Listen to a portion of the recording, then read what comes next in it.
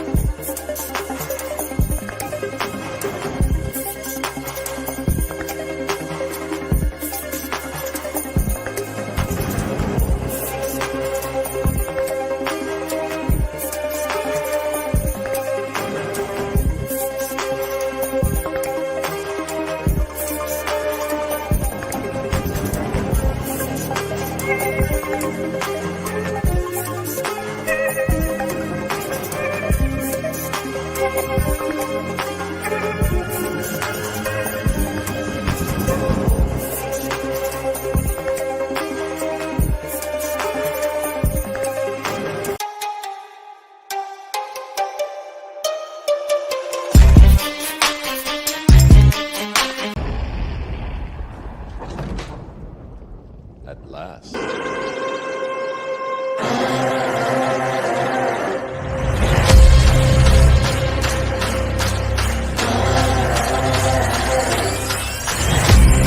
The king's back and the throne's mine.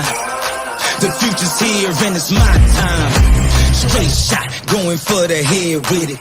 Take his head off and say that I did it. Good riddance. Say hi to the bad guy, I'm back in business. If you took what's mine, I'm back to get it. There's nothing you can do, I'm back with vengeance.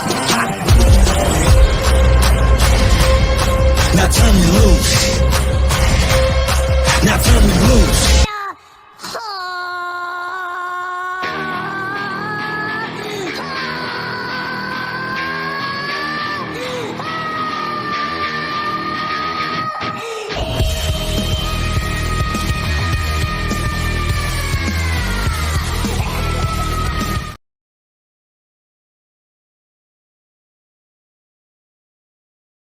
What's going on, everybody? It's Joe's representing for the Gray Pill Podcast. I appreciate everybody for coming through. We're going to have a great conversation. I will go ahead and give a heads up and apologize on my end.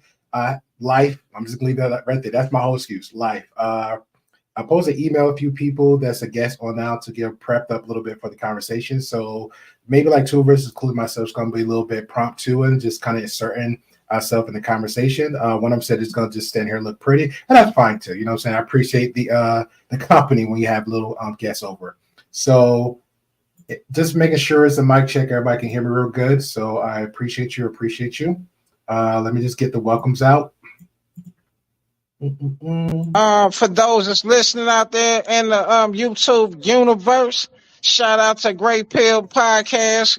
Go holler at him. Hell yeah. Give him a like and subscribe. Go view his channel if you will. Courtesy of Classic Lights. For all your Spanish watchers and viewers, Telemundo, Univision, Galavisión. Hola, buenos días, buenas tardes y buenas noches, damas y caballeros. Por favor, suscriben, gusten y por favor compartir este canal de YouTube. Cualquier parte del mundo donde están ahorita, por favor. Familia, amigos o socios de trabajo, lo que sea, por todo el mundo, por favor, suscriben al canal del Grey Pill Podcast, el Pastilla Gris, por favor. Muchas gracias. All right, appreciate that. So with that being said, let me go ahead and bring everybody up on the forefront. Hey, there's Wes. Appreciate you, Wes, man. Good evening. Always happy to be here. Appreciate you, Inky. Let me take this off so I want to have everybody cluttered up. Nobody can't see my faces. What's going on, Inky? I'm actually I think just it might be just for you, Inky. I'm gonna go ahead and take off. I think she froze. I'll hold up the icon. I got you, man. Just for Inky, I think I was just go ahead and get StreamYard because I was hearing your conversation on your end where you were saying that it was OBS, was it, or I guess something with the programming on your end was very glitchy. So I'm gonna go ahead and invest in StreamYard. Actually, I'm gonna be honest. I was actually been trying to retire StreamYard to get another actually between OBS or Prism, but I like Prism so well. But Ruby kind of talked me into OBS, so I got to take the time out to download it, get my little setup and overlays together, my sources for that. So that's gonna be a day for me. Yeah, but I'm gonna definitely look into Restream and get that. So it might be time for the retired StreamYard. I appreciate you, Wes. Always that good support to hold the icon up. No problem, man.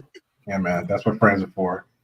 Hey, everybody. Welcome, Angry Ginger. Appreciate you, good sir. All right, let me bring up Dang. Oh, Now I think you turn. Wow. Swap it all out. Hey, what's going on, Dave, man? Appreciate you, man. What's going on? Not much. And Ruby, appreciate you. All right. And look, no problem.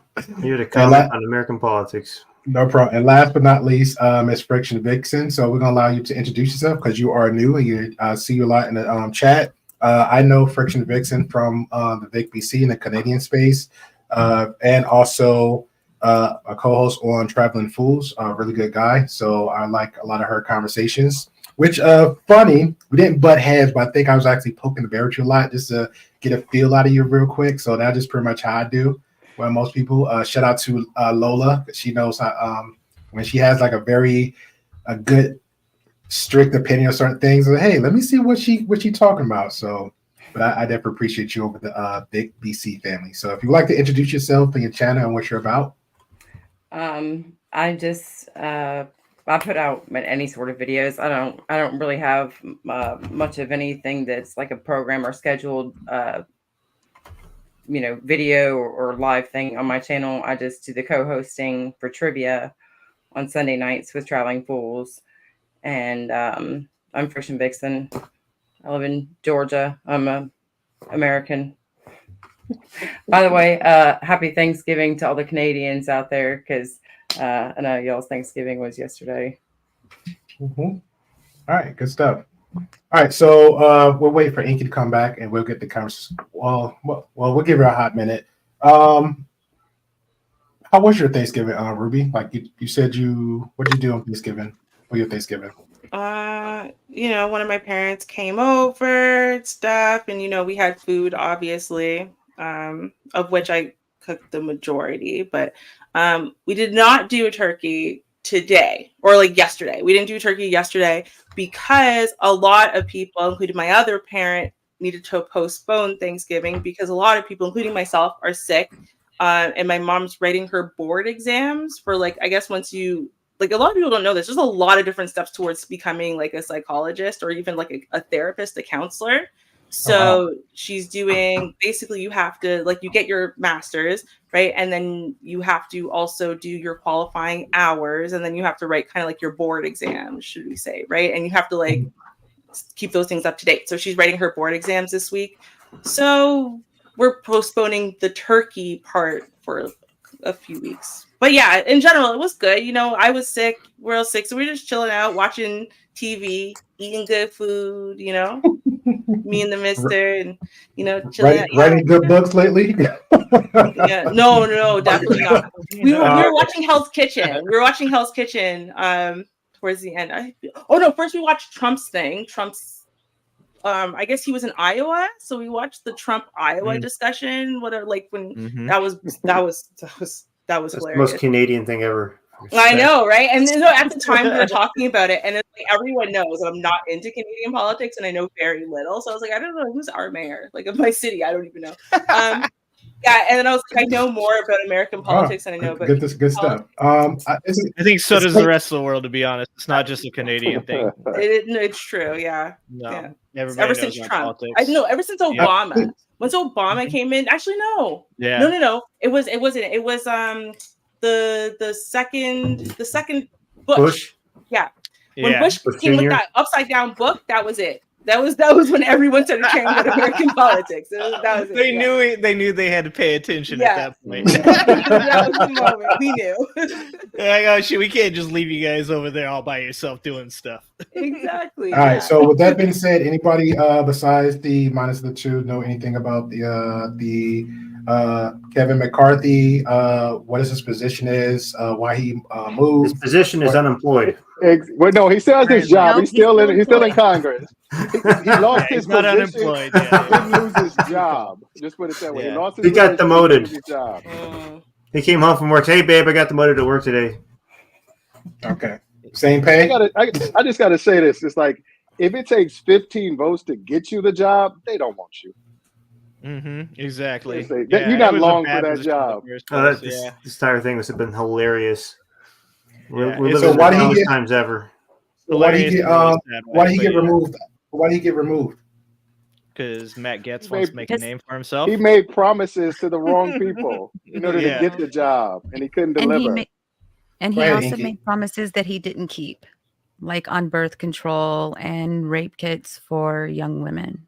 Promises that he knew he couldn't keep. This is like exactly. the same argument with the $15 minimum wage. People get mad at Biden for not raising the federal minimum wage to $15. When politicians make promises that are almost impossible to hold up, they're just doing it to win. That's all they're doing it. So when you have something like that, he knows that he never had the votes for that. He knew that telling those people that he wasn't going to be able to get it, and so did the politicians that voted for him. So then, what's the real reason? Hold on real second. Mandro, I appreciate you, man. I apologize. Don Teasy, appreciate you. Again, this is my fault. I'm going to go ahead and take the accountability on this one. I dropped the ball on this one very heavily. Like I couldn't even dribble. I couldn't even do a layup.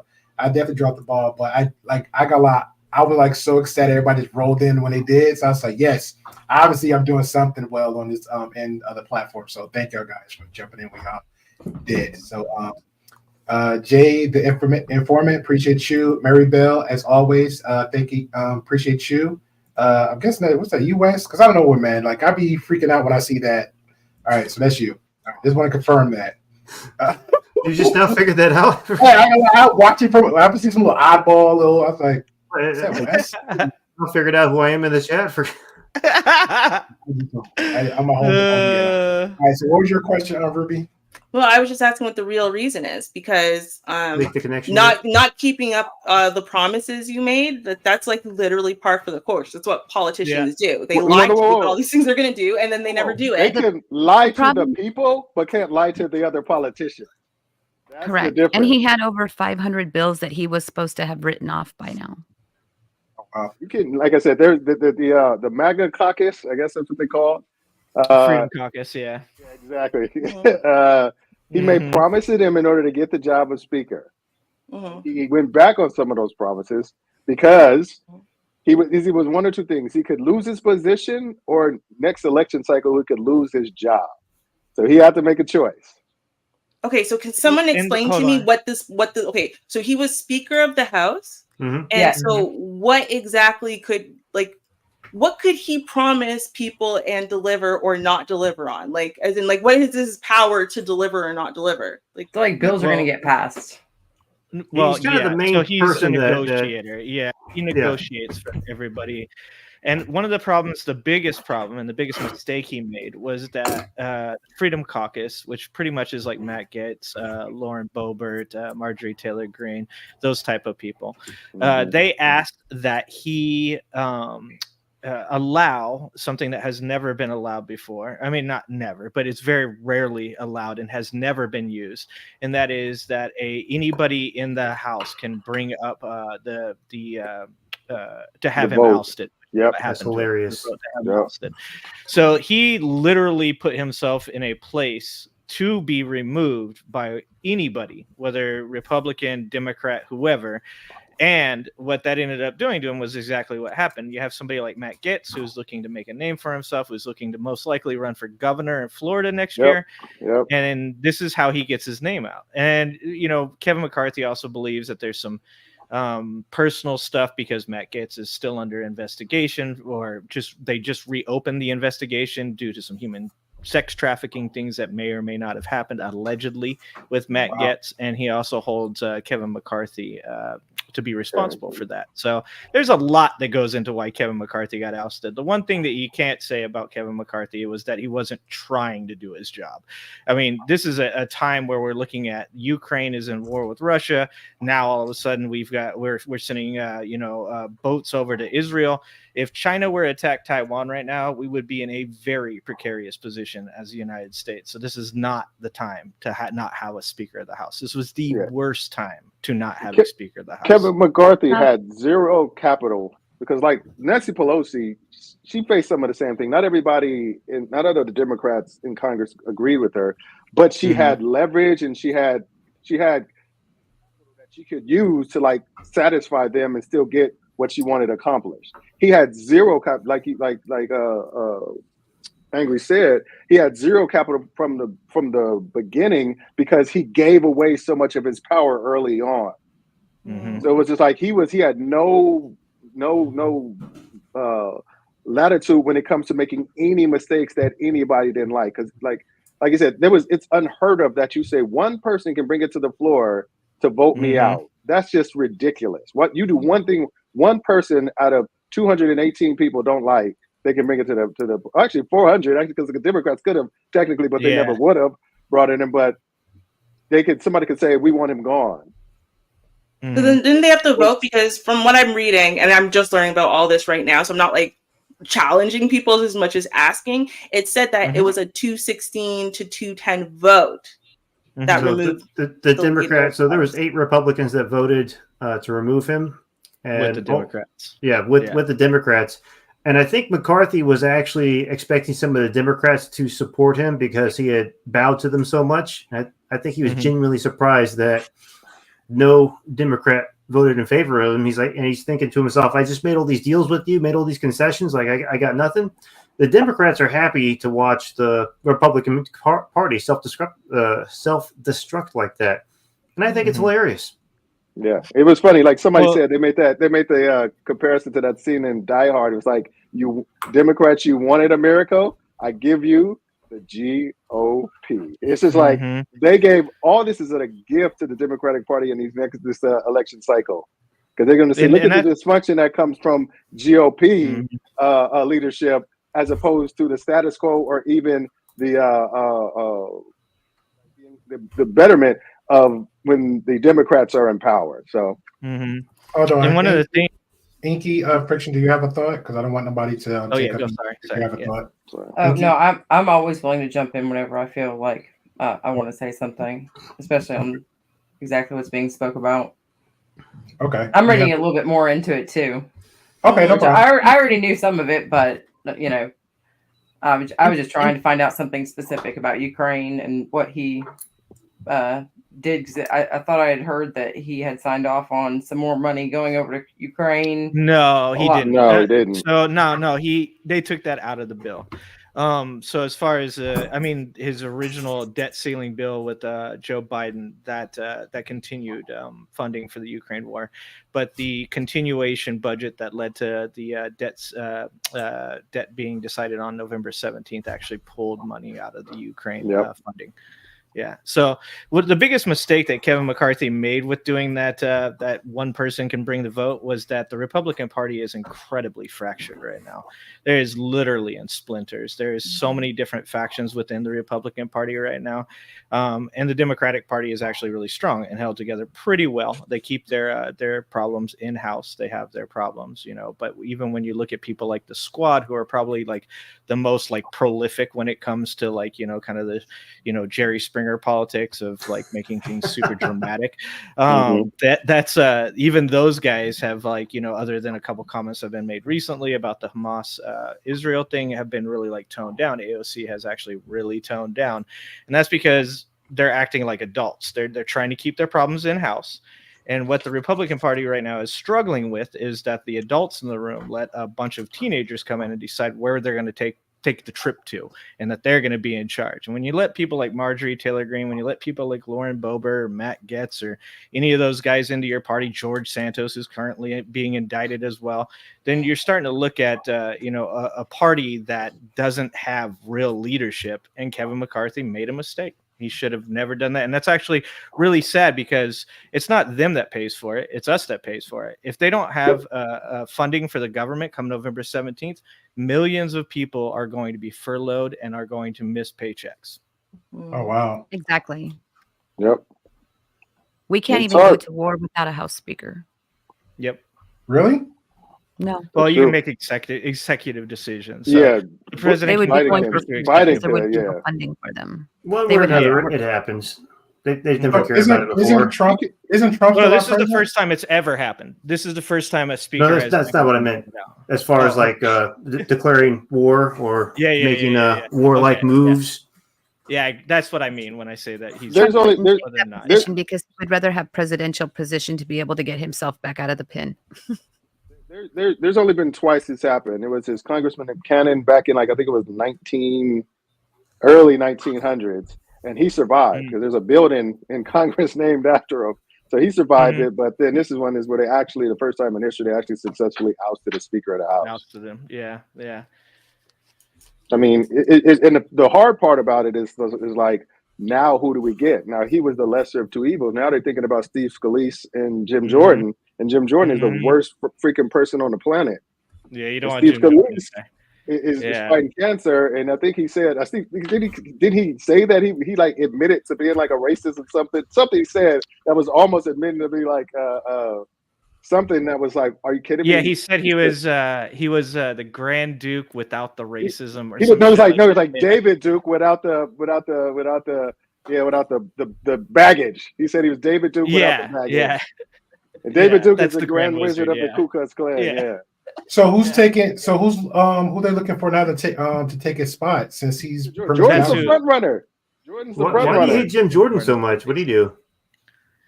Okay, how long is this stream? Other than the things that happened with him, obviously in his college college wrestling, coaching career. Other than those things, Jim Jordan tends to be a little bit more on the dramatic side. He tends to be more on the MAGA Republican side. He had a part to do with the January 6th. He blocked all kinds of stuff going to the January 6th investigations. He's not interested in things being stable. And my main problem with that is if these guys want to all fight and act like, children when things aren't going on, whatever. I think that's ridiculous. They get paid a lot of money. They're responsible for a lot of people's lives. I think that they should be out there acting like adults. But this is the worst time to have leadership that is unstable. And in my opinion, Jim Jordan is highly unstable. Yep. Okay. So I'm sorry. I don't mean to be repetitive, but can someone it sounds like the Speaker of the House does more than I would have thought. Yeah, he does us like. Can someone explain for me what the Speaker's job is? Is that what you're trying to say? Yes. Third person in line for the presidency of the United States. It goes presidents, vice president, Speaker of the House. And the Speaker of the House, they can assign committee assignments. They can take away committee assignments. They can separate like chairmen of different committees.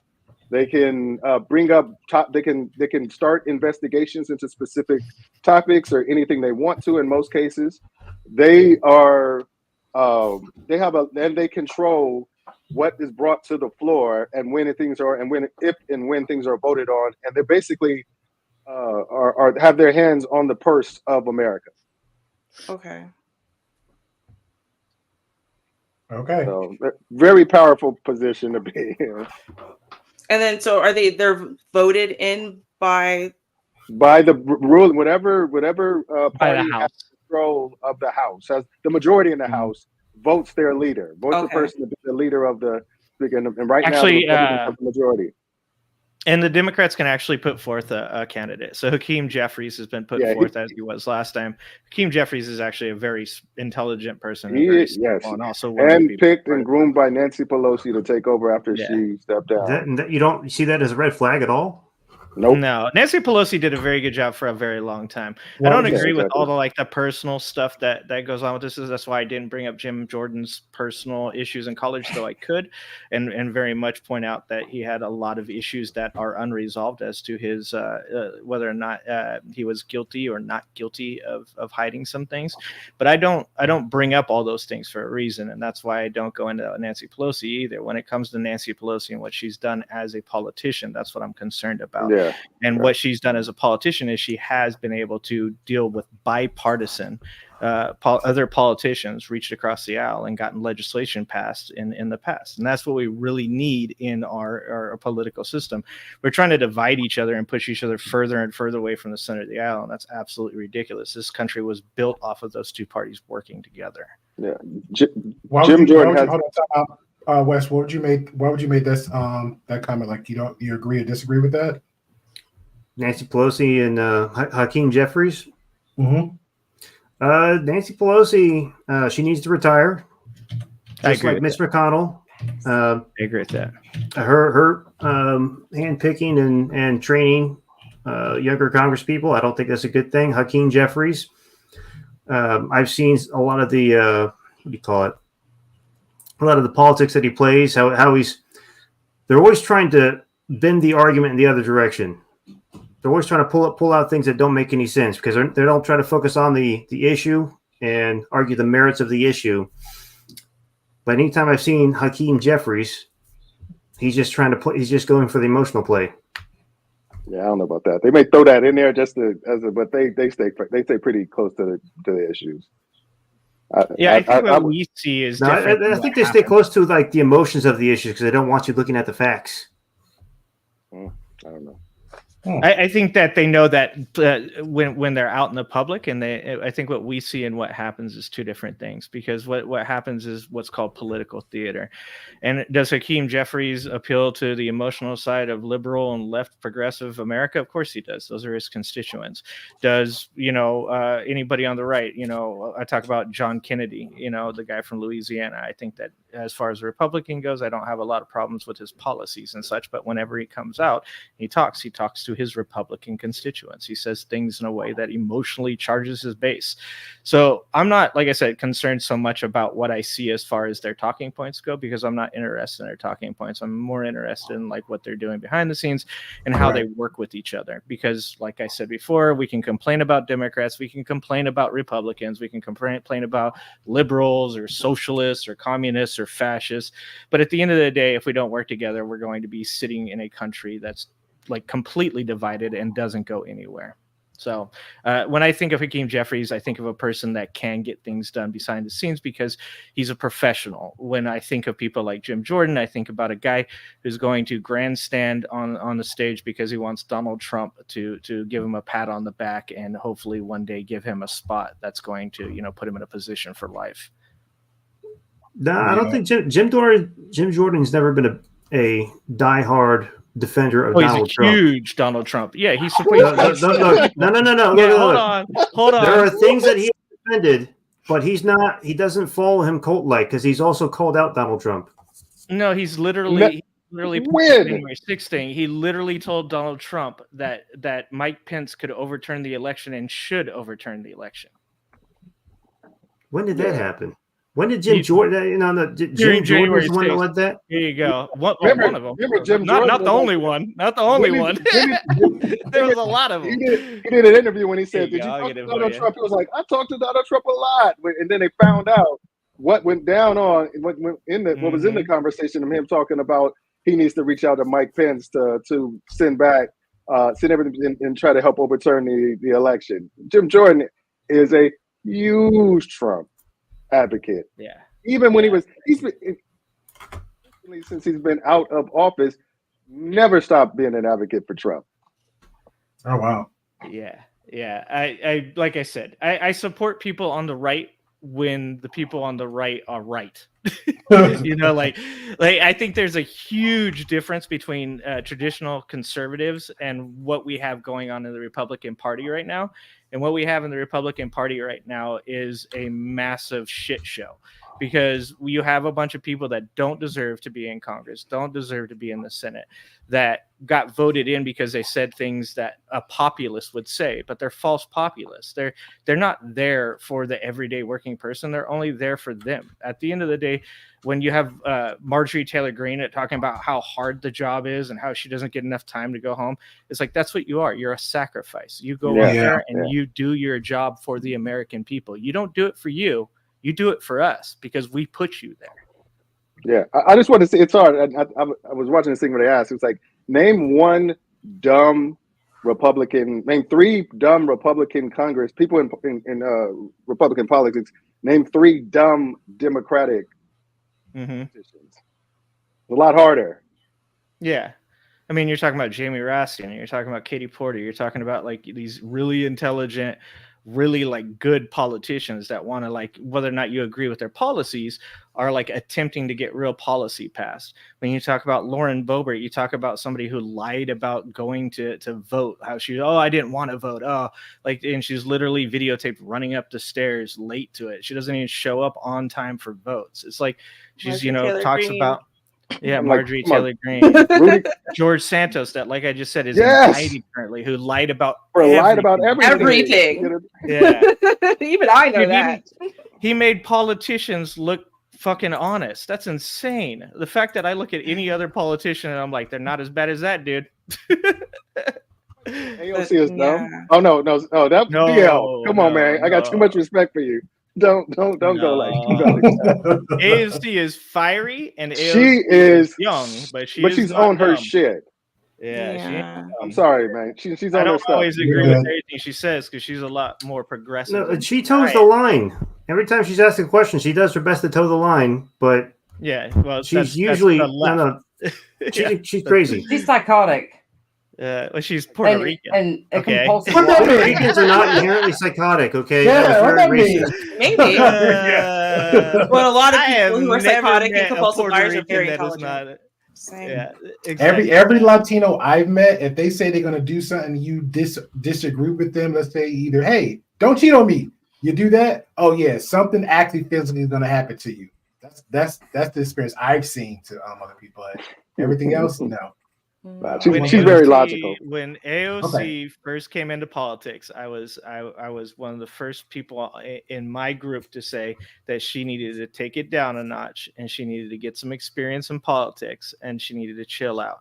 And she's done that over the last couple of years. She's really pulled back. In fact, she's one of the people that have worked with Matt Gaetz. She's reached across the aisle to the Republicans to try to help pass legislation. And I mean, at the end of the day, that's what they're supposed to be there doing, not making like this big drama show, Maybe she was very passionate back then before she started adjusting. She knows how she had to grow. She had to become older. Yeah. She knows how to play the political game. But she didn't at first. But she came out. Pissing everybody off at first.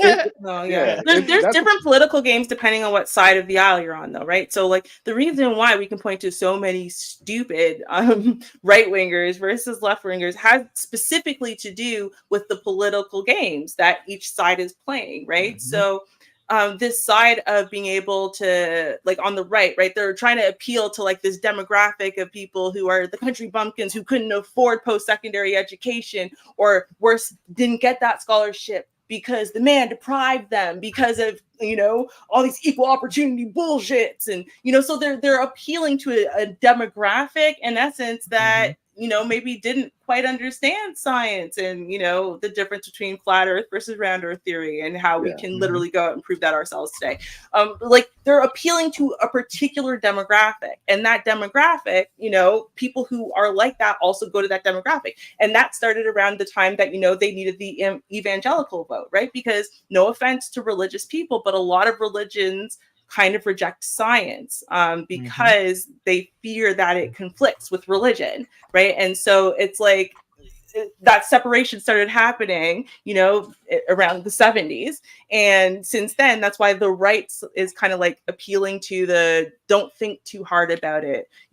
Oh, that sounds crazy. The scientists are out to get us, like that kind of like that's extreme. But on the other side, you can have your own opinion as soon as I'm done giving mine. Thank you. It's just mine's a little bit right and yours is not. Yeah, I know that you think that. most right wingers do. Anyway, so as I was saying, now on the other side of that, right, you have the left, the left, and on the left, what they're appealing to is a demographic of people who really want to understand and to be above and to be morally superior and morally just and morally all these things, right? And so you can convince that the left, like people who are voting on the left, that if you can just convince them that they're terrible people for not understanding this or for not rising to this level of moral superiority, they will for sure vote for you, right? And so you have basically these two different games, right? And the left is appealing to, like everyone is appealing to the dumbest demographic, but what they're doing is they're appealing to it in different ways, right? One side is saying the dumbest demographic are actually smarter than everybody, and the other one's saying, well, you're the dumbest demographic, but as long as you're willing to pretend you understand everything, we'll tell you you're smart. So, like, I think that that's really like the game that I see, at least in American politics. Wes, your response? The which part? The science part or all the other nonsense?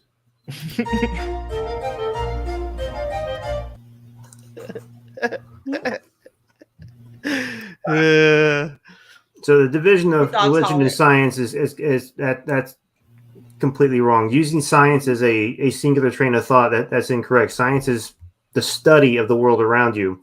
So there's multiple theories of evolution, multiple theories of creation, and there's theories that encompass it all. It really is not. I agree. Okay. I don't think that science is anti-religion at all. I never said that it was. I was speaking about people's belief systems. That's exactly what you entailed, though. Let's get back to the matter at hand. Being manipulated. That's all. Yeah. I was just talking about the belief systems that are being manipulated. All of the belief systems are. That's what a belief system is. It manipulates people. Yeah, I agree. That's literally what I said. Fair enough. Inky, any thoughts? No, I'm good. All right, there you go. Friction Vixen. Okay, we're just gonna have a lot of hot chicks. I think it's obvious that all the politicians lie to you just to, sway the vote in one direction. I mean, they're constantly going to lie to you. I agree. Until you get into office. Yeah. Well, and even when you get in office, you still have to be smart to decide, like, hey, like Angry said, like you can do all the dancing, wear the best suits you want to, but once you get your foot in the door, I still got trust what your word is, and then once you get there, let me see how you're moving. Because you can do. Yeah, go ahead. I'm sorry, but I want to ask a question. Is like, do we think most politicians lie, or they overestimate or overinflate their ability to get things done, or they don't understand, or they come in, or they're making out not lie? They're selling themselves too much. That's what it's become. Like when you watch either side debate at their presidential debates, they're mostly out there just overly selling themselves. One will say one thing, and the other guy will go up one more level. Then the other guy goes up one more level. And the news media on either side, all news media, and I have to say all news media because if I say news media, everyone's like, "Oh, you watch Fox?" No, I don't. I think they're garbage too. Okay. When you watch look at some of the dumb questions that they ask. I think what was that? The Republican debate. Ron DeSantis is like, I'm not answering that. That's BS. I forget what the question was though. But if you compare this to debates back in like the 80s, where they had like real debates, they weren't all getting all up in their feelings and emotionals. They were having like real conversations about issues. But at a certain point, that all changed. Now you watch it; it's a clown show for both of them. Now you're just trying to judge who's the biggest clown. To be honest, that's American people's fault too. That's because we became reality TV driven. That's why we had a reality TV president. Yeah. We are 100% American Idol now. That's what we want to see. And I'm not saying we as in me. I'm saying we in the royal sense. It seems like American people seem to be more interested, at least the louder part of America. I don't once again include everybody, but seems to want to see a popular person become the president. They want to see the person that's going to say the things that they want to hear. They want to see them do a dance and wear nice clothes. They want them to be, charismatic. It's like a lot of speaking of Ron DeSantis, the reason Ron DeSantis is falling so hard right now is because he's the least charismatic person in the world. The dude tries to smile and he fucking has a seizure. I'm not even kidding. Watch the clips. I've watched all the that quivering lip thing. It's like it's very strange to see, because we don't want to put people in spots that actually can do the job. We want to put people in spots that we want to see that make us happy. And one of the things that when Donald Trump first got elected, when everybody's freaking out, I said, hey, well, here's one thing I'll say about it. Donald Trump is a businessman. Now, I have different opinions on whether or not he's a good businessman or not, but I figured, hey, the worst that he's going to do is put a bunch of people in places that are going to do the job while he doesn't do anything, and it's going to be good for the country. And he did that for the first little bit of it, and then he didn't like their opinion, so he fired him. So that is America in a nutshell. We're like, here's this guy, he's gonna do a good job, even if he's not the best person for it. And then he gets in and he fires all the people. I mean, Elon Musk was on the EPA board or whatever at the beginning, and even he got fired or he left. Everybody leave. All resigned. They don't get fired. Mattis, General Mattis, is one of the greatest generals in current American history, and he left because he couldn't deal with it. It's because we don't want a person that manages people. Donald Trump's never managed people. I agree with Mattis leaving. You agree with Mattis leaving? Like, in what way? So, well, first of all, I was in the Marines. I was all about having Mattis in there. There was the presidential election. There was people saying, "Well, Mattis should run for president." Okay, I was in that, and then I was very happy that General Mattis came to work for Donald Trump and what was he, the Secretary of Defense, right? I believe so. Yeah. So I was very happy about that, but also I was happy that he left. So when Donald Trump had never spent any time in politics. He spent all his time in business and on TV. And when you come into politics after a whole life of doing something else, it's very difficult. Anyone who's ever worked for the government and also had a civilian job, you realize that these things are so incredibly different things. I've seen guys that they're in the military for 25 up to 30 years. And they create a civilian position for themselves. So as soon as they get out of the military, they just slide right over into a government position created just for them. And no matter what things there are in place to make sure that doesn't happen, everybody just goes right past it. And that's how a lot of government works. And look at what they're doing. Look at the EPA. Look at Ford engines. Ford used to make great stuff before the EPA told them how to make engines. And it's not actually making anything better because the EPA doesn't actually know what they're doing. They focus on one part and not the whole life of a car. So General Mattis, he was a part of the old school that wanted to divide and control the Middle East. That's what he was trying to do. Donald Trump looked at it and said, I don't like this. I don't like any of this. It took him a while to figure out what was actually going on in Afghanistan and in the Middle East. And he said, I don't agree with any of that. And because he got rid of Mattis, we had the Abraham Accords. And a lot of people are looking at the Abraham Accords that we had and realized that Donald Trump prevented, wars. He never tried to start anything. Before Donald Trump, during Obama, what did Russia do? They took Crimea. Under Donald Trump, nothing happened. The moment he leaves, guess what happens? And then we showed our ass in Afghanistan, leaving $80 billion worth of equipment over there. Absolutely the most absurd thing ever. And for some reason, he wasn't removed from office at that point. Well, and now you have Russia invading Ukraine. Was Donald Trump's plan, but I mean, exactly. Okay. When has that ever mattered? When has that ever mattered? It always mattered before. No, it hasn't. Just like TARP. Yeah. Presidents come in, they do what they want to. The first few days that Biden was in office, he wrote several hundred executive orders undoing everything Donald Trump did. So, pulling out of Afghanistan, that was the Trump agreement. That was Donald Trump's plan. Not how? just his agreement, but his plan. There was a limit amount of literally time his he had plan. to do it. Did that? No. Biden could have gone back and did it anytime he wanted to. All his advisors said, Biden, President, don't do this. Why are you giving up why are you putting us in the tiny airport? Why are you pulling people out in this way? There was a limited amount of time he had to get this thing together. Who was going to tell him not to? If he decided to stay there longer, who was going to say, "How dare you"? It's a very complicated position, and being in the Marines, you should know that this isn't like something that you set up a complicated plan like this and then got you angry. You take out the. There's nothing complicated about removing the civilians first. There's nothing complicated about stopping flights into the area. Complicated. Yeah. No. There's nothing complicated about stopping flights into the area and telling U.S. citizens, "Hey, it is time to get out. We are leaving soon." Look at how badly we screwed over allies. Look at how we screwed over our allies. All of our allies woke up and were like, "Well, where's the U.S.? What happened here?" The French had to send in commandos to get their own people out. Mm-hmm. Yeah. None of that. No, none of that. No. Yeah, exactly. No, complicated. No.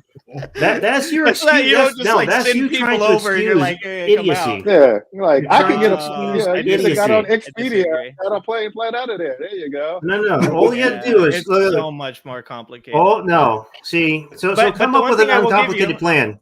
Explain how it's complicated. How is it complicated to say, "Hey, France, I'm pulling out. Hey, allies, this is how the pullout's going to happen. Hey, American citizens, stop flying in."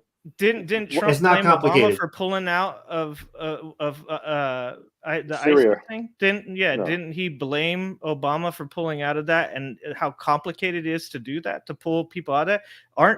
Who's in charge of Afghanistan right now?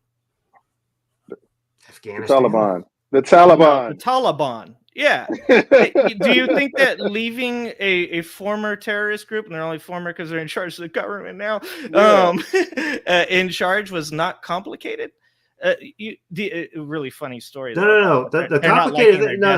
We left all the equipment there. We couldn't get the equipment out first. You know why? At the end of it, they were saying we thought we started the process of leaving a government that was strong enough to fight the Taliban in there. But Trump put us on such a short time frame that we couldn't train them to make sure they had the infrastructure built up to survive an attack by the Taliban. As soon as we pulled out, the Taliban was like, psych, and rolled over the government. You can't blame Trump when Biden's the one that gave the command. Biden could have said, "Stay there longer." That's it. You honestly think he didn't have the power to do that? Who was going to come up? Afghanistan was getting money from us every day. Do you think Afghanistan was going to say, "Oh, yeah, leave and take your money with you"? There's a way that America used to do business internationally. We used to sign accords, sign agreements, make deals, and the incoming president used to, for the most part, honor those because he knew it was the reputation of our country. So who wants to make deal with a country if we know that the next government come in can totally wipe it out? That lends to our credibility. That was one of our strong suits on the global stage. But what happened was we got a person like Trump who didn't respect any of those conventions. We had deals in place. He said, "Fuck that deal, screw that deal, screw that deal, screw that deal, screw that deal. I don't care. So we lost all credibility on the global stage. So what Biden tried to do was try to bring that back. We're like, okay, this is an agreement. He brought it back by giving billions of dollars back to Iran. None of that was money. That was a Republican. We not look like complete ass clowns on the world stage right now. If Donald Trump did that, Republicans would be cheering him. This is one of these polarizing things I hate. And that is, if a Republican president did that, Republicans would be excited and the left would be pissed. All it took was the left is happy and the Republicans. This is what getting free. Their assets. It was their money. It's not like he took U.S. tax dollars and gave them money. He unfroze money that belonged to them in order to get 5 American citizens back to America. Yeah. If Trump had done that, he would be president right now. Yeah, exactly. No, this is one of the places that drives me nuts. Hold on, time out. Inky, you're muted. Go ahead, Inky. Damien, wasn't that money made by the oil that we purchased, correct? That's where they got that money from that was frozen? I believe so. It was like Earl and other kind of purchases yeah. So they kind of earned it. Yeah, it was their money. It was their money. Yeah. yeah. We kept that shit, which I had no problem with. But the point is that, like I said, this is one of these divisive things that just drive me nuts, because it's like anybody else on the Republican side made that deal, Republicans would be cheering it on and the left would be pissed. At this point, 100%. I could probably find something right now on the right where they paid money for somebody to be released and the left was pissed. It's not that hard to find. What's called it? Back what was it? Oliver North, when he made the Iran Contra deal, people made a big deal of it, but Ollie North is considered a hero. Yeah, American lives being traded for $5 billion of money that was just frozen. I don't have a problem with that. That's, to be honest with you, I mean, I'm glad Americans came back to America. I'm glad that what's happening in Israel with people being paraded through the streets, you know, being tortured and assaulted is not happening to those 5 people. So I stand in solidarity with that decision. Yep. I don't care if you're left or right, center, whatever. Like if or even if you're American, to be honest with you, I mean, people, you know, that are being held hostage because they're not in jail, they're literally being held hostage. You know, if money is what's getting them back, and it's not even your money in the first place, it's not coming from the American taxpayer. Which, I'll be honest with you, if they told me they're going to charge me an extra $2,000 this year to get 5 people's lives brought back from Iran, I'd pay that $2,000. So that's where I stand on that kind of stuff. But I do want to give you flowers on this. I do think that Donald Trump was one of the most anti-war presidents that we have ever had, because in the last, 250 years, we've experienced maybe 16 years where we weren't at war. Like that's incredible. That's an incredibly bad statistic. And, you know, that's one of the few things that I was happy that he wasn't doing. But when it comes to the pulling out of Afghanistan, it was his plan. Joe Biden was on a very limited time to get it done, and it was not the best thing that could have happened.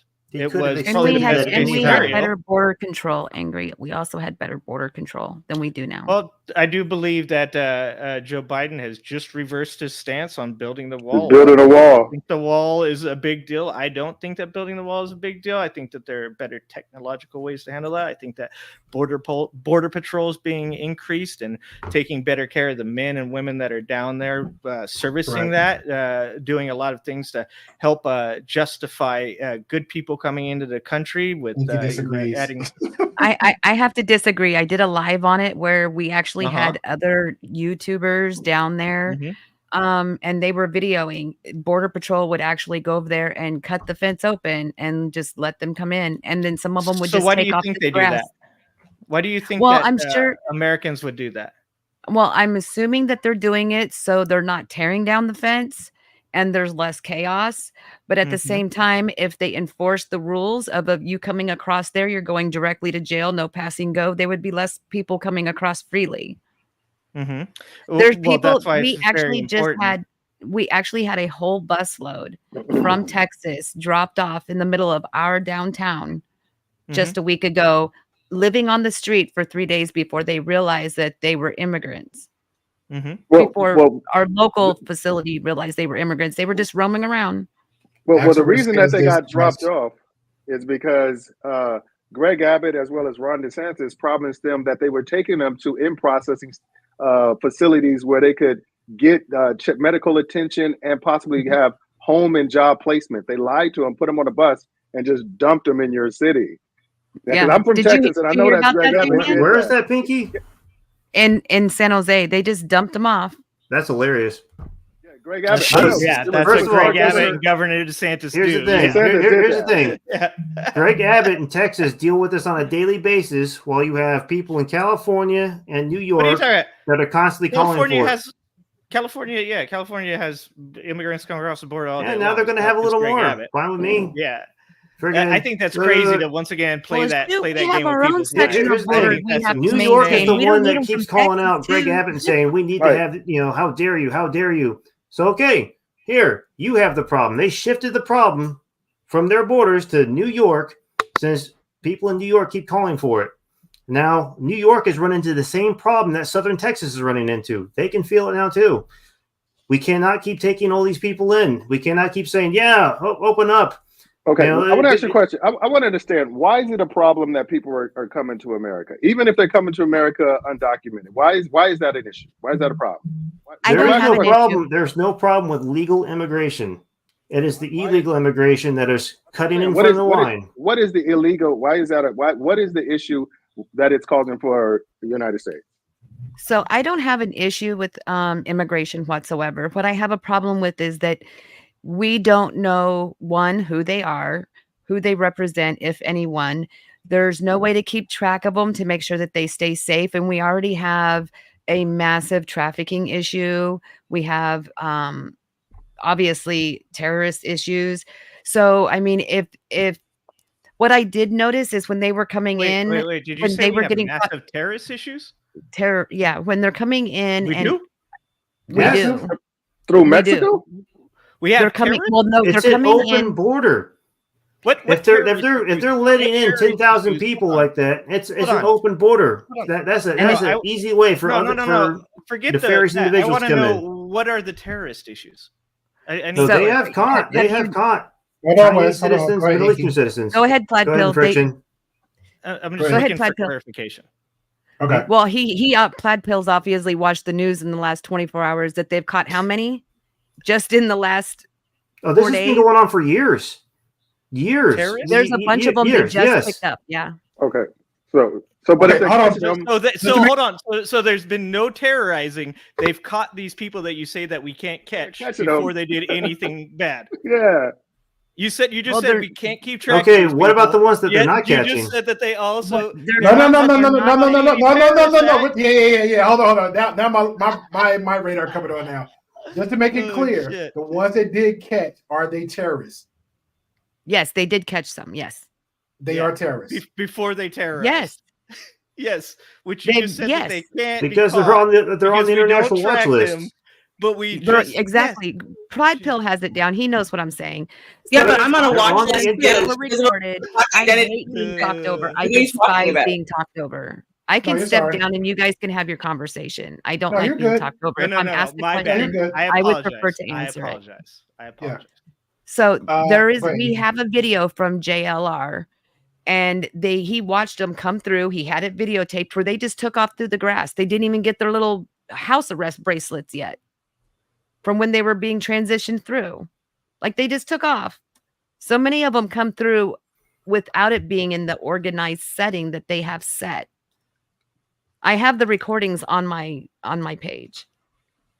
Okay, so that's probably true, right? I mean, a lot of people who maybe feel like they wouldn't qualify, especially because a lot of people don't know what the qualifications are to immigrate to and from different countries, including their own, right? So, like, if you wanted to immigrate here, for example, like, to Canada, right? And it's similar to America as well. And you weren't like a brain drain kind of thing, like as in you're from some third world country, but you're brilliant and this and that. And so they want to steal you and what you could possibly bring. If you're just like a normal person who just wants to immigrate and you aren't one of the people who get in through the lottery, because there is lottery, then you have to have a certain amount of money, normally equivalent here to $10,000 Canadian. For most countries, like you would have to work a lifetime to try to save half of that, but whatever. I believe that's something very similar to Australia. Yeah, too. it's very 10,000. similar, right? It's similar in America. And so the reason why, and this is unfortunate, so there's a couple issues that people don't realize, right? Like they think, oh, come on, there's all these legal ways to get into the country.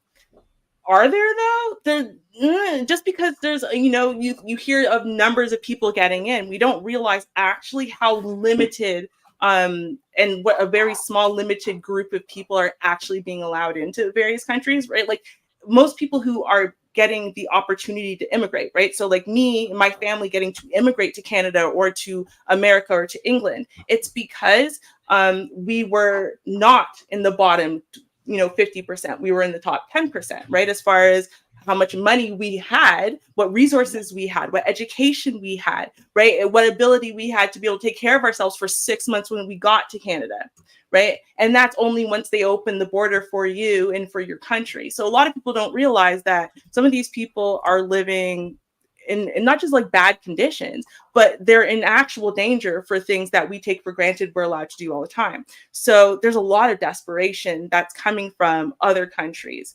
And they have applied and they've been waiting for 10 years, 20 years, whatever. And I understand, I'm not saying that like we should care about everybody, because like I understand we don't know them, right?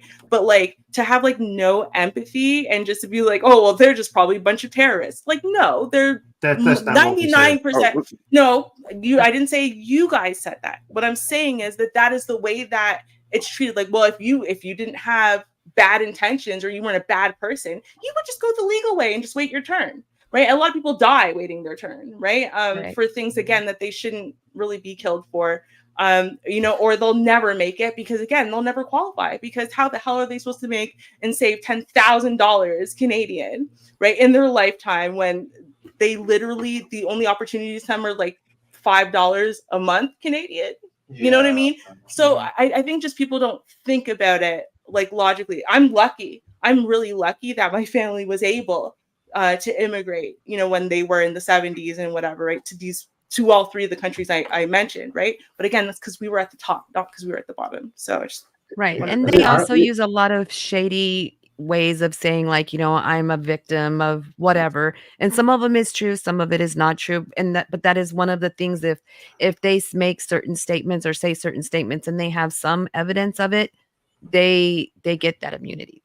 Well, I'm the ignorant one here, because when I hear the wall, I'm actually thinking actual wall. Yeah, it's a wall. No, it's a wall. There's a wall going up. There's a right wall. now. They're Just gonna a fence. build an actual It's like wall. a fence, but it's a wall. No, you're not wrong. This is my problem. See, this is what is we actually agree on the majority. This is the problem with America, is we almost agree on everything. It's just the small details. I just think that there's better ways to do immigration. Yeah, that's what I'm thinking. Because how big is Mexico? Because you got one side on California and they got the other end with Texas. So Arizona. Yeah, thank you. Arizona's another one. New Mexico. That's a long wall. The funny thing is, I just want to kind of circle back to something that said the majority of people who non-Americans who committed terrorist acts in the United States arrive here the same way most illegal immigrants do, on a plane. They get on a plane, they fly in, and they overstay their visas. That's how the majority of the illegal aliens, they don't come through the southern border. They are on a plane, they get a visa, and they I think what happens is America has painted this picture of these poor, Mexican migrants with their kids on their back, and that's the illegal immigration issue. No, the legal immigration is people who come through for specific reasons, whether it's to go to school, whether it's and they outstay it. That's a far more a bigger issue than people coming back with their kids on their back trying to go through the southern border. And because that's how the terrorists are getting in. The people who crashed into the World Trade Centers, they came here on a plane. They did not come through the southern border. And a lot of the ones coming from the southern border aren't even from Mexico. They're coming from other countries south of Mexico. Yeah. Here's the thing, though. The people that come in with their visas and that they overstay their visas, there's actually documentation that they're in the U.S. and that they haven't left the U.S. So there's some way to... You know who they are. So, exactly. And when you just have an open border and nobody's sitting there keeping order as to what the hell is going on the border, you are letting in a bunch of undocumented people. And if, as Americans, if I have to be documented, why doesn't somebody else from a different country trying to come into my country have to be documented in some way as well? Well, respectfully, first of all, Americans do not have to be documented. You have a whole bunch of people walking around saying they're sovereign citizens. You have people who do not register their children. As long as you have people who, as long as they don't give birth. I know some. Yeah, right. And or I you know have people some. who, as long as they don't give birth in a hospital, right, and they don't want to use the America's, whatever, they don't register their children, and so they give birth to their children. They're raising their children. They're not registered either. So I think that there's a fallacy there where we're thinking deport them to America knows Mexico everybody too. who lives in America. First of all, not true. Second of all, and I think it is seriously overlooked that the majority of the terroristic people and majority of people who do not mean America well are the people who fly in, absolutely. And so you have some record that they've landed in America somewhere at some point. They're supposed to leave in 3 to 6 months or however long. And you only know that because they're documented. Here's the problem with that, though, right? Is that America has never, ever, ever just had an open border. Where was this magical open border that people just wandered into America at will? It was super easy to do, and just people were coming in hordes by the thousands, by the millions. That is not what it is. Again, that's why we know that the majority of the illegal immigrants who currently live in America now flew in. They were given permission to come to America. Right? They weren't given permission to stay. That's why they're illegal. but they were given permission to come, right? And it's a small amount. It's a very, very small amount of people, normally very desperate people and very afraid people who either come through the migrant way and then come to the border and claim asylum, or just try to sneak through because they don't think that they're going to get the asylum, but they're terrified and they have nowhere else to go back. So how many people are overstaying their visas compared to how many people are coming walking across the border? Majority, it's like well over, like, I can't remember. I think I read the stats were like it was over 80% when I was reading it at the time. And I'll tell you why I was reading it, because when Trump was in office, everything that they did to the southern border, they did to the northern border. Okay, that means it affected the border between Canada and America, and it affected people like myself, Canadian people who've been crossing the border my whole entire life. And I'm currently banned from America. I can't cross that border because they decided that I was trying to run away from Canada to be a Black illegal immigrant in America. Even though how did you get banned from the border? Did you try having a conversation with them? Oh, no, they just asked me.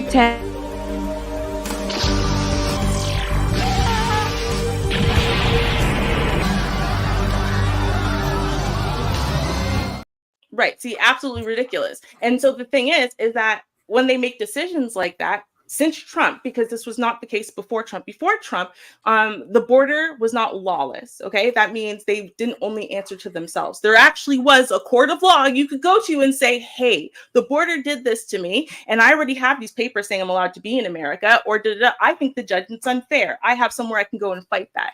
But Trump made them lawless. So that means they only answer to themselves. So when that woman told me that she thinks I'm trying to be an illegal Black immigrant in America, I'm trying to run away so that way, my free healthcare and my house and my husband and everything that's in America. Yeah, I don't want any of those things. I want to go be on the land in America. There's no longer a court in place where you can fight that? No, that 11.39 million. There was. Thank you.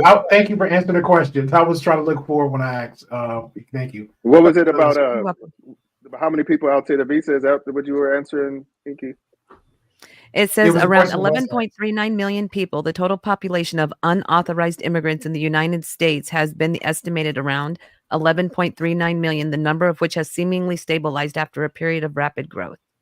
Oh, I thought the question was within how a many year people overstay their visa, though. Yeah, no, but see, this was when I was looking into it, because this was what they were saying, right? Because I was looking into it and I was like, there's got to be a way around this. I have family in the States. I've been going to the States. I have like property in the States with my family.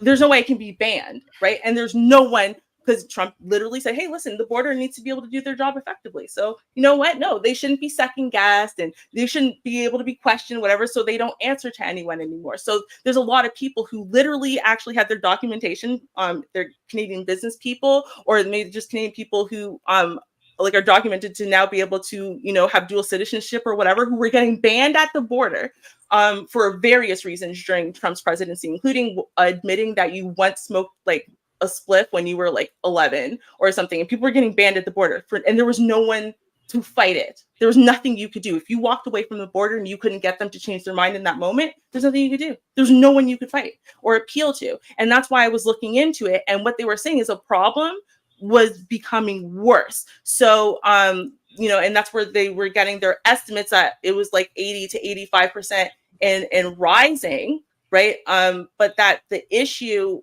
now is that, the border, America's losing money at the border from like legal people who are just used to go over the border and do commerce and stuff like that. But now they can't because some border patrol person wanted to ban them. And so now America's losing like $1 million a day just because of like these borders, the border being lawless, basically. So on fairus.org, illegal border crossings just today is 6,484. And to answer Gray Pill's question of overstayed visas is 854,000. 854,000. Okay. The 11. You want to send me that link, Inky? Because I'm sorry, I found something in was it FY 2020 entry exit overstay report? So I'm scrolling through that. It looked like a whole document type thing. Yeah, so 8,000 versus 854,000. So it's So 800. We were at 11 She's saying million per day. She's saying per day. Well, no, you said that's the total, right? But then you just said 8,000 were illegal crossings versus just today. 854. Yeah, we're just There's been 208 or 2.8 million that have crossed the That's border. what I say. That'd be about just this 2.8 year. million if it was 8,000. Okay. Yeah. Sorry, can you just read everything you just said again? Because I guess maybe I misheard it. So 11.36 million illegal immigrants. Okay. And then we have 853,000 overstayed visas. Illegal border crossings just as of today is 604 or 6,491. They allow up to 15,000 persons per day to come over. Right. So that's why I said there's 854,000 overstayed visas versus 7,000 illegal crossings. So that's only per day. You said so. Take that times 30. Okay. 6,400 times 30. Okay, 6,000. So they don't have 6,494 now. Can you post the link so we can read it? Because I don't know, maybe it's in private chat. Oh, it's there. Okay, perfect. Okay, appreciate it. I'll share that also. And the top one that I linked there is Texas numbers as far as legal citizens of America versus people that are here with overstayed visas versus illegal, which is all legitimate information because it's reported by the police in Texas that shows that legal immigrants cause almost as much crime as legal citizens of America and about twice the amount of crime as illegal immigrants. Okay, so you're doing a comparison of both. Mm-hmm.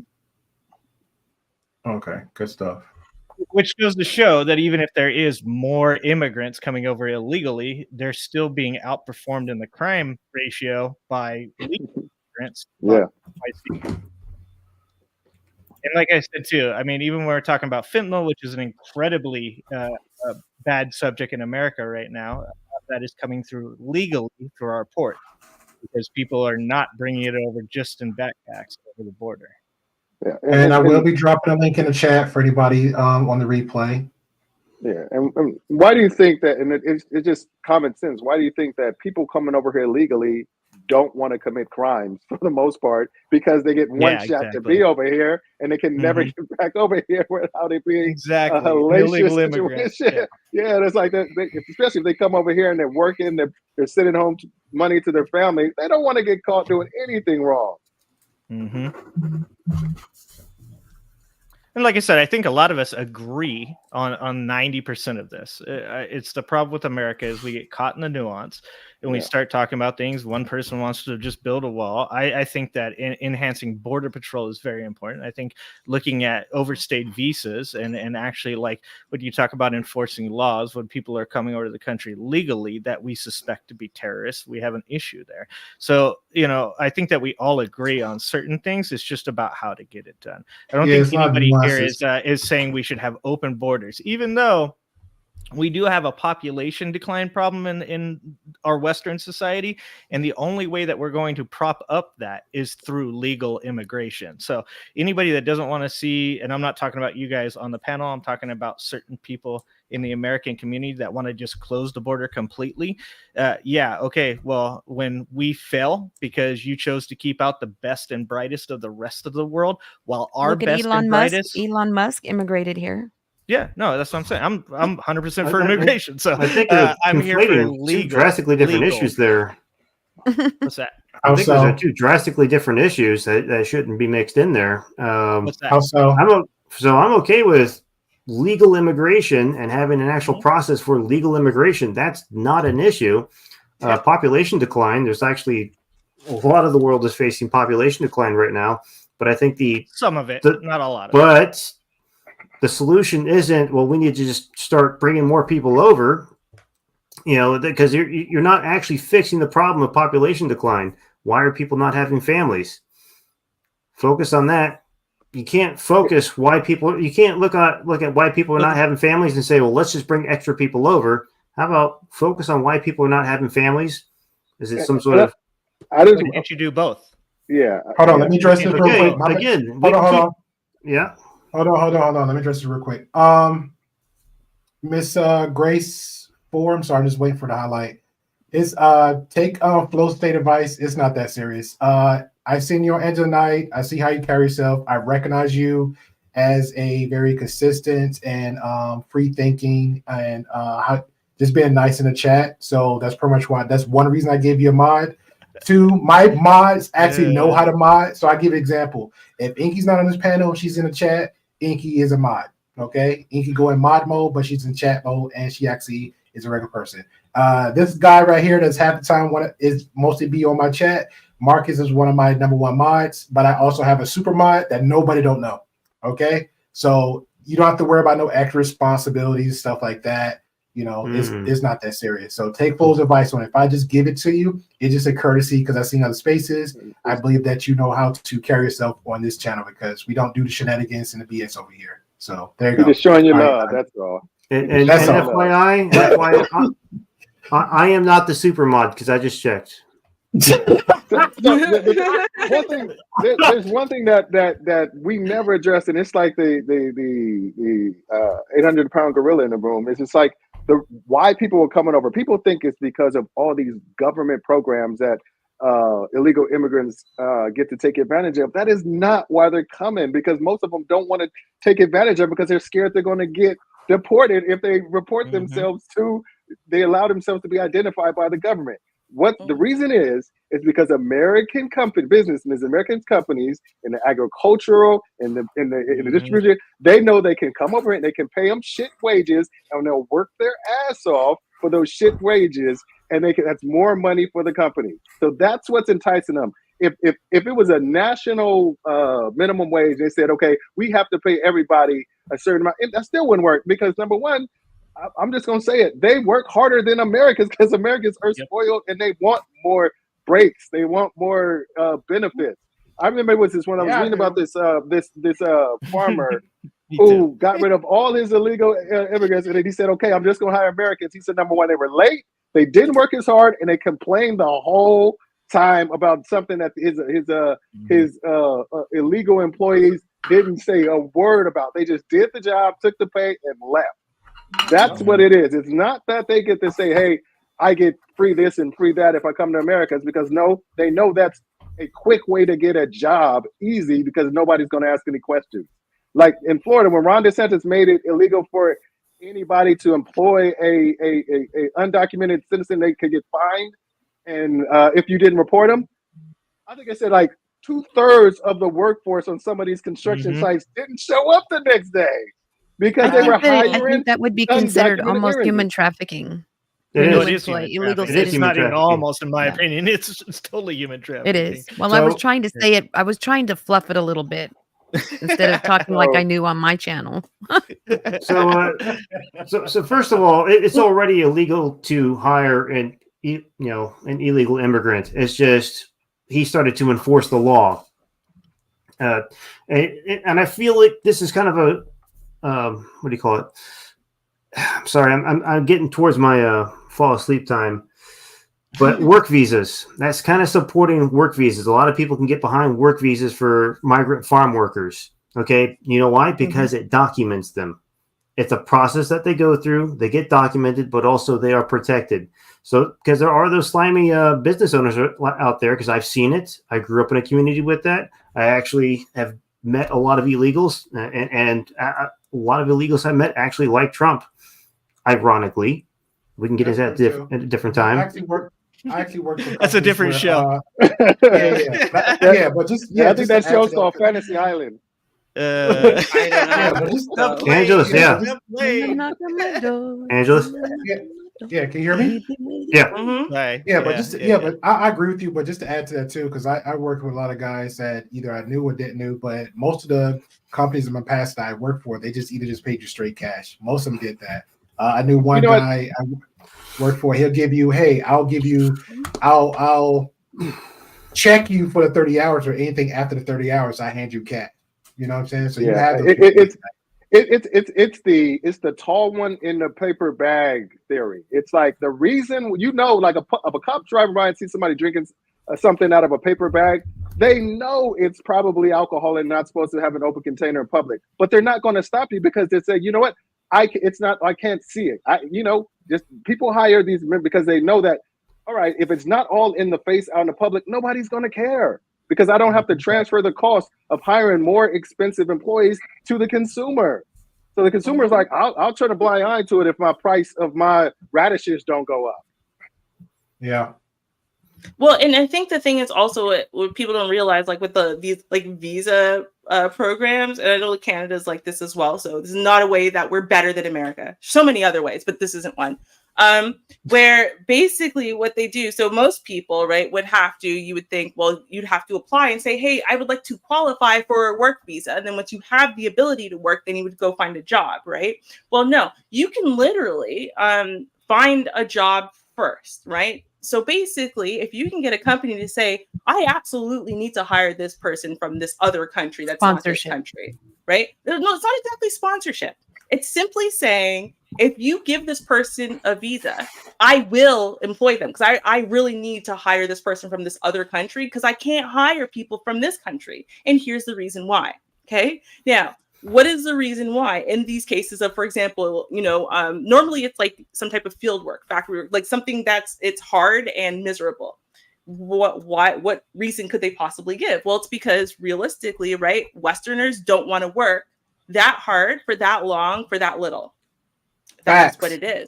And so even though, right, because if you try to pay me that little and make me work that hard without breaks, without any benefits and whatever, right, I'm going to be complaining to the high heavens. It's going to be a whole, human rights issue.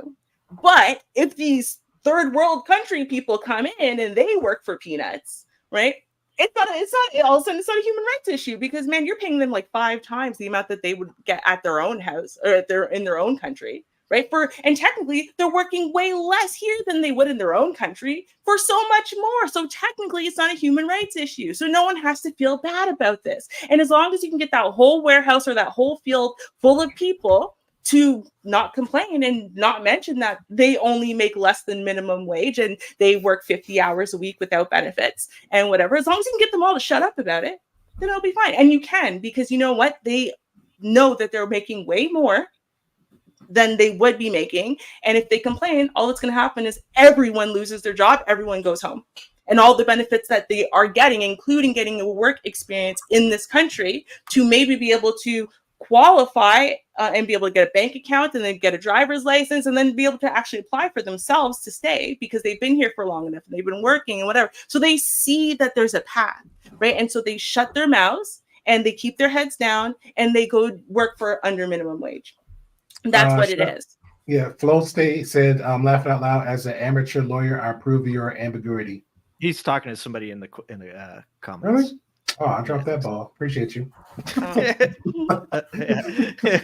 Although, I mean, if you just want to go ahead and I thought it lined up with what she says. Okay, cool, whatever. But now, hold on, that one is about Ruby. Wait, I don't understand what clapping my head means. Can someone tell me what that means? Clapping your head? This was it. This Canadian claps her head too much.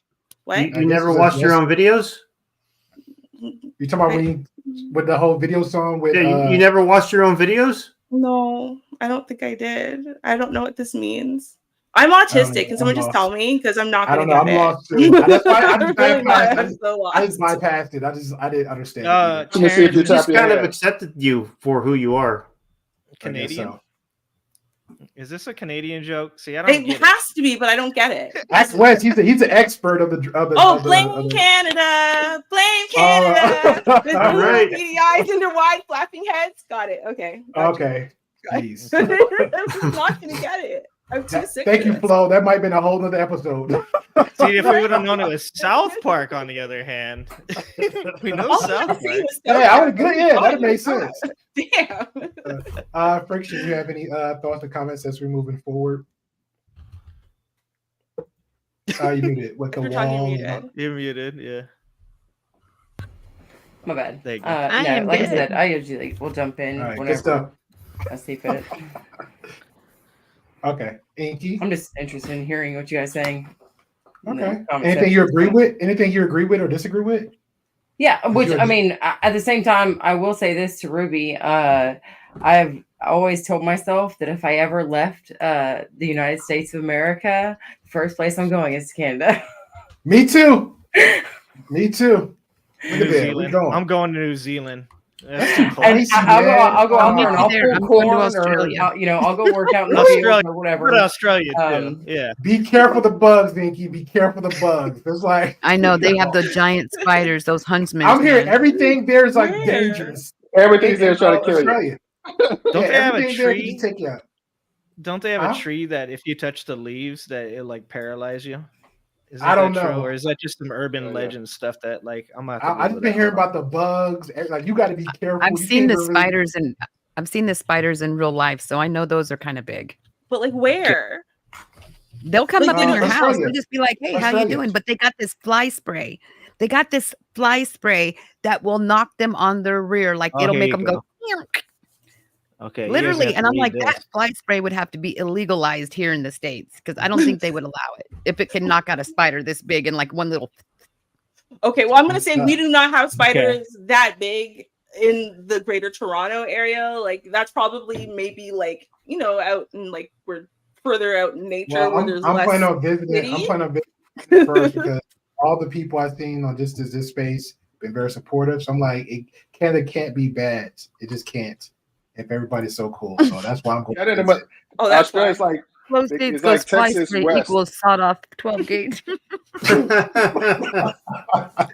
It's only slightly worse. It's only slightly worse than Texas. Everything there's so much crap out here in Texas. They got tarantulas that run around in Texas. I've seen them. Yeah. I've been there. Yeah, but Texas got good job. No, Texas got good. It's like everything. I'm gonna tell you everything. This is all the things I found in my pool when I'm cleaning out the filter: tarantulas, rattlesnakes, birds, Hercules beetles. I mean, it's crazy how many different those critters. big old roaches that are like this big? Yes. Yeah. No, the beetles too, but the big. I mean, it's. They're like this. Well, I'm in the hold on. That's see. That's normal for us to the South because we get them all right, but we know how to maintain our home to the point where the pools that's open door policy for them. But the housing, as long as you know how to maintain your house, you're good with all the bugs. So you need to build I have all around water the pool. bugs in the South. I don't understand yeah, that. Texas is like so similar. Yeah. Bro. So looking it up, the huntsman spider is the actually only place that it is not very much in is Canada. It's it's usually from the Australia, Asia area, and like Africa. But like it says, like the size of them is actually really not that big. They always blow up the pictures that you see. Where they're like, oh my god, look at this spider, and it looks like it's gigantic. Like that's not the media. That's somebody just trying to get attention. But there's some Joros. If you guys have heard of the Joro spider, they are also an Asian spider. They've come over and like they are very highly invasive, and they like their bodies legitimately get. I mean, I have big ass hands for a woman, and their bodies will get half the size of my pinky, and the span of their legs. I killed one on my front porch the other day that was at least 3 inches long. Hey, Marcus, she's talking my hands. She's talking my hands, Marcus. Silver and yellow. Oh goodness. She's talking my hands. She's talking my hands, Marcus. I don't play that bug game. I will wake Mr. Reeves up at 3 o'clock in the morning. I did it like the other day, and it was like a white spider because it wasn't black. It was like a white spider. It's like one of those dust spiders. It wasn't even that big, but to me, it was ginormous, and it was on the wall, and it moves fast. Oh my god! I took off running. I shook him. I was like, "Get up right now!" I don't care that you're sick. I don't care that you have work in 2 hours. You better come kill this bug. Hey Ruby, you know what's funny? Not the bug thing though. I remember I was on a date with somebody in Tallahassee, Florida, and we went to this little trailer park, and it was just literally across the street from like a whole eventual building. And we walk, and I seen like this little image of something like this thick and about almost a foot long. And we looked, I kid you not, it was a snake. That sucker moved so fast. We both ran the other way. There was no hesitation. So, we're friends. I'm glad your husband picked the right one for you and you for him, because maybe you've been just screaming together at that moment. We'll go meet me though. Listen, I have literally my best, yelling at you, kill it. I'd have done my best. I'm just saying. Okay. Just give me a moment to prepare for this. I just need a moment to prepare. All right, let me Yeah, share no. this real quick. We'll get to the next back on track. I put the that tree in there. That link to that tree in Australia. It's nasty. I I don't would want check us that to out. real I put the quick, so Blame let's show Canada this. song in We're there gonna for share the anyone who tree. didn't know it. All right, we're gonna share the tree real quick for everybody. So let me share the tree. Hold on. I hear you, Flow State. I'm the one that kills all the spiders, and whenever I get a snake caught in my fence outside, I have to go wrangle the snake up. And Wrangle the snake? Damn. yeah, that She I cut. actually I've had.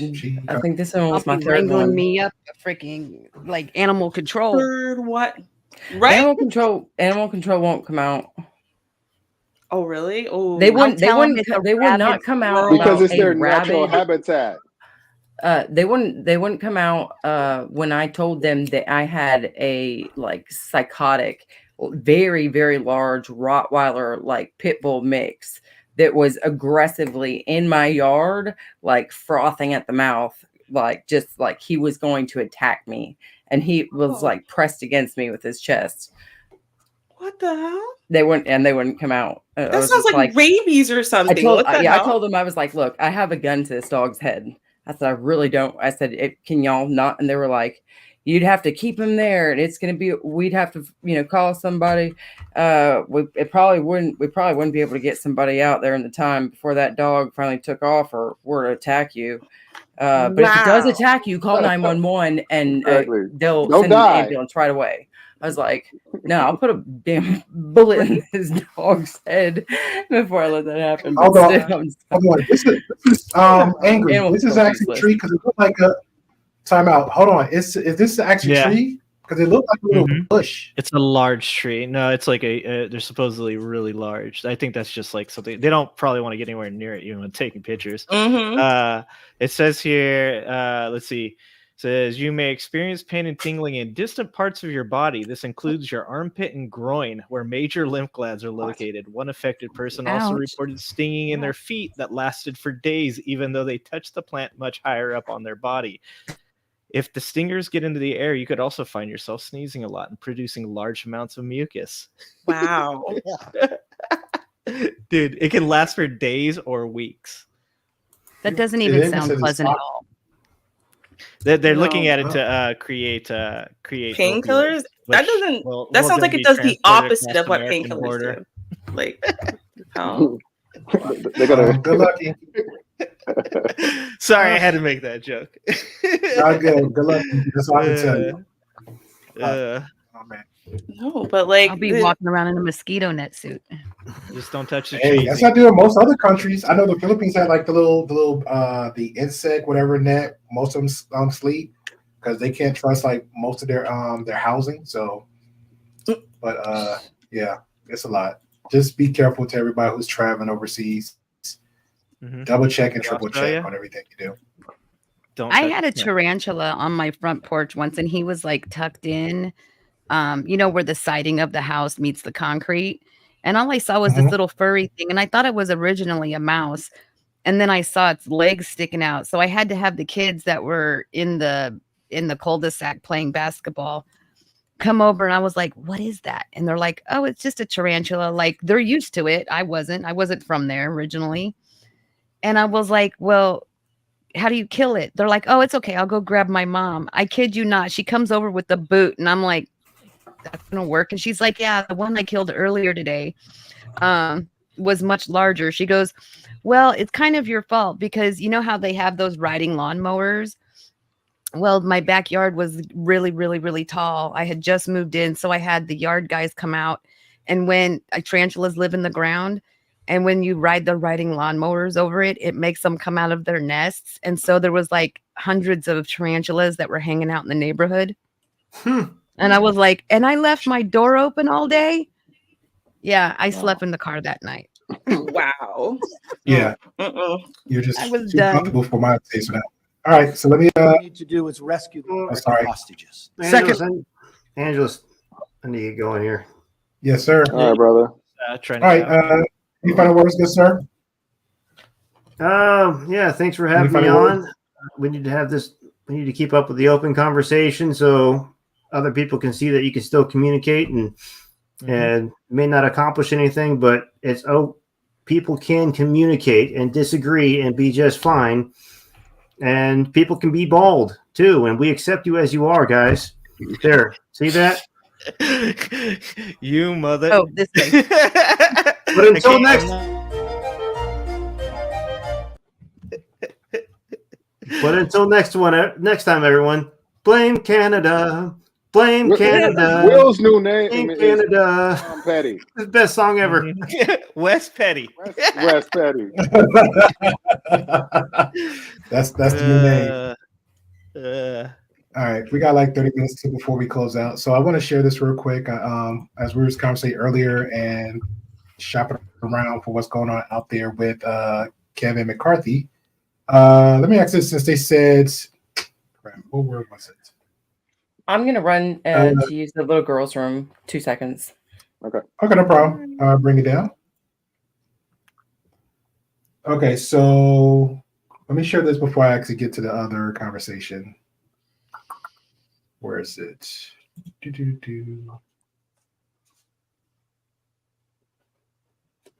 That's too small.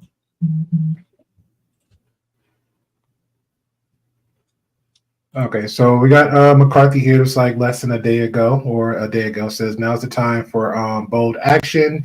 Here's how America must meet the moment. 1, rescue all American hostages. 2, provide full support for our ally in Israel. Confront Iran and the new exits of evil. Focus on securing our own open border. Condemn, which is that one I definitely agree with. Number 5, condemn anti-Semitism in the United States. So let me play this, what it says. The very first thing we need to do is rescue the American hostages. Secondly, the leader of Hamas is reported to be sitting in a 5-star hotel cheering. President Biden should demand his extradition now. Third, the United States must reinstate the maximum pressure campaign against Iran. Fourth, we must focus on our own security. This just wasn't a failure in Israel on their intelligence community. It was ours as well. Fifth, as we look inward, we must confront anti-Semitism in the United States. Do not let anti-Semitism grow. Confront it and deny it. Condemn it.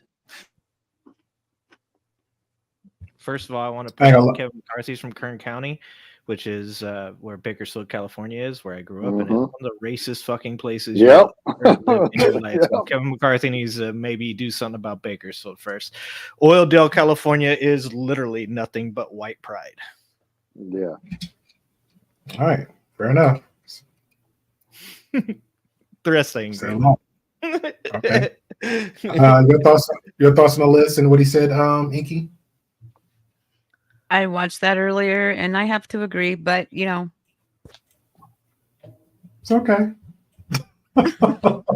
When you talk about Hamas and Israel, that's a very complicated topic. Yeah. You could even get through it right now in the next 5 hours or 5 days or 5 years. I tend to stay away from that topic for the reasons of. I mean, I'm Jewish, so it's a hard topic.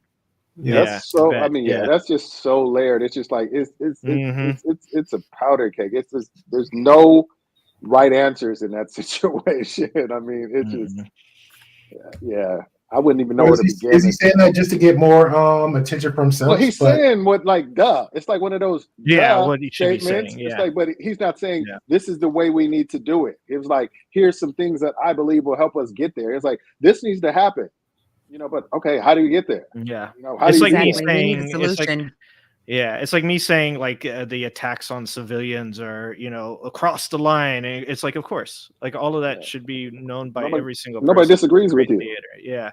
Yeah. It's just about tell us what you're gonna do. Get out there and do something about it. It's that's my main problem with politicians is there's a lot of talk and then there's not a lot of action. Fair enough. We all agree with that statement. Seriously, ask anytime a politician gets on TV and says somebody else should do something, you always ask them, well, what would you do? And they never have an answer. I think have an answer. It's on an the answer to immigrant something. thing, I think they could put him in the military. Create a now. See, you mean as like part of their to obtain civilian status or citizenship? Well, they suggest but they Make them suggest join the that for army? prisoners. Yeah, they suggest that for prisoners before too. I remember that a decade ago. That's a little bit different. Okay. I was putting prisoners in the military is really bad because of the fact that then you're literally making soldiers by arresting people, and that's yeah, exactly. Anytime the same thing they're doing, like you know how there was that judge who was like selling youth offenders to jails. Yeah, it's like it'd be a ton of that going on. That would be real good. Me and your ass would be in the slammer real quick. Gray Exactly. pill. You jaywalk, you're in the military. Jaywalk, going to Pendleton. But I think that's a pretty interesting thing to say. I think that offering a right to citizenship through the military, offering it, obviously, in my opinion, not like requiring it, is a pretty good idea. I don't think that's a bad idea. I think that should be like explored. Well, I think it's better than what has been happening, where a lot of people have. I mean, they were like, say, like basically dreamers, right? They came in maybe illegally. But they went through the school system and whatever. And then when they were old enough, they joined the military. They fought bravely for the country and whatever. And then, politics changes a little bit. Yeah, you're getting exported out of here, buddy. You're an illegal immigrant. Yeah, and I thought that's pretty disgusting to do. Last time America tried that was in the Civil War with slaves, and didn't work out too well for the slaves. No, I mean, they said they were citizens, but on paper, but officially they just still like, hey, you know what? We're gonna move you over here. And if I remember right, it took a really long time for them to get those rights. Right. And like actually it was funny because I was watching, like, there's a few documentaries, but I was watching like one documentary in particular was talking about ICE and whatever, right? And it was just talking about a bunch of people who they were part of the military, they had maybe even been in the police force, and then they get deported, for being illegal, because again, once the politics in the country changes, something that was like, it's okay, you're documented, you've reported yourself, you've been following all the rules, it's not your fault, your parents brought you here when you were a baby or a child, you don't know anywhere else, and now they're going to deport, now we're kicking you out of the country, even though you've never committed a crime, you fought for the country and for the freedom and the rights of the country, it's like, you pay taxes. You pay taxes and you've always paid taxes. People have lost, like, they have houses and stuff, they've purchased houses, they're paying land taxes even, and whatever. It's like, nope, sorry, we don't care. And so I do think that, on one side, I think that there's much to be desired and things that definitely maybe do need to be tweaked or changed or compassion's given. I think the problem is that there's always like such a blanketness with the way that these things go, where it's so far on one side or so far on the other side, and like no one's really looking at kind of like, I think, the middle, which is the part that we should care about, right? Like, for example, all dreamers, just because you were under the age of 18 when you got here, right? We're all going to treat you all exactly the same.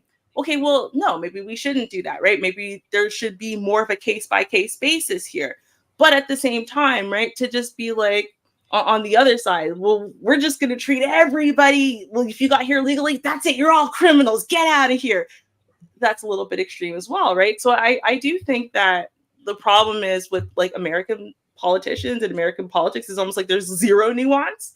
So a lot of lip service to try to entertain the population that votes for them. And then otherwise, there's no nuance. There's no nuance in anything unless you look at the bills that they write, because then there's a whole bunch of nuance, and it often, is drawing things in that have nothing to do with what they're saying the bill's about and stuff like that. Yeah. There's nuance, but it's like as far as what we talk about policy-wise, there's no nuance. It's all kabuki. And basically what it is like they sit there and say, oh, they lobby, because they know they're lobbyists, and the people who are giving them the most money are those big corporations who in some form or fashions are taking advantage of that cheap labor to produce or to distribute or to construct their whole their product or service or building. It's just they say, okay, we know that you gotta say something to the people, so we going don't know somebody, but don't like say you're gonna do it, but don't really do it.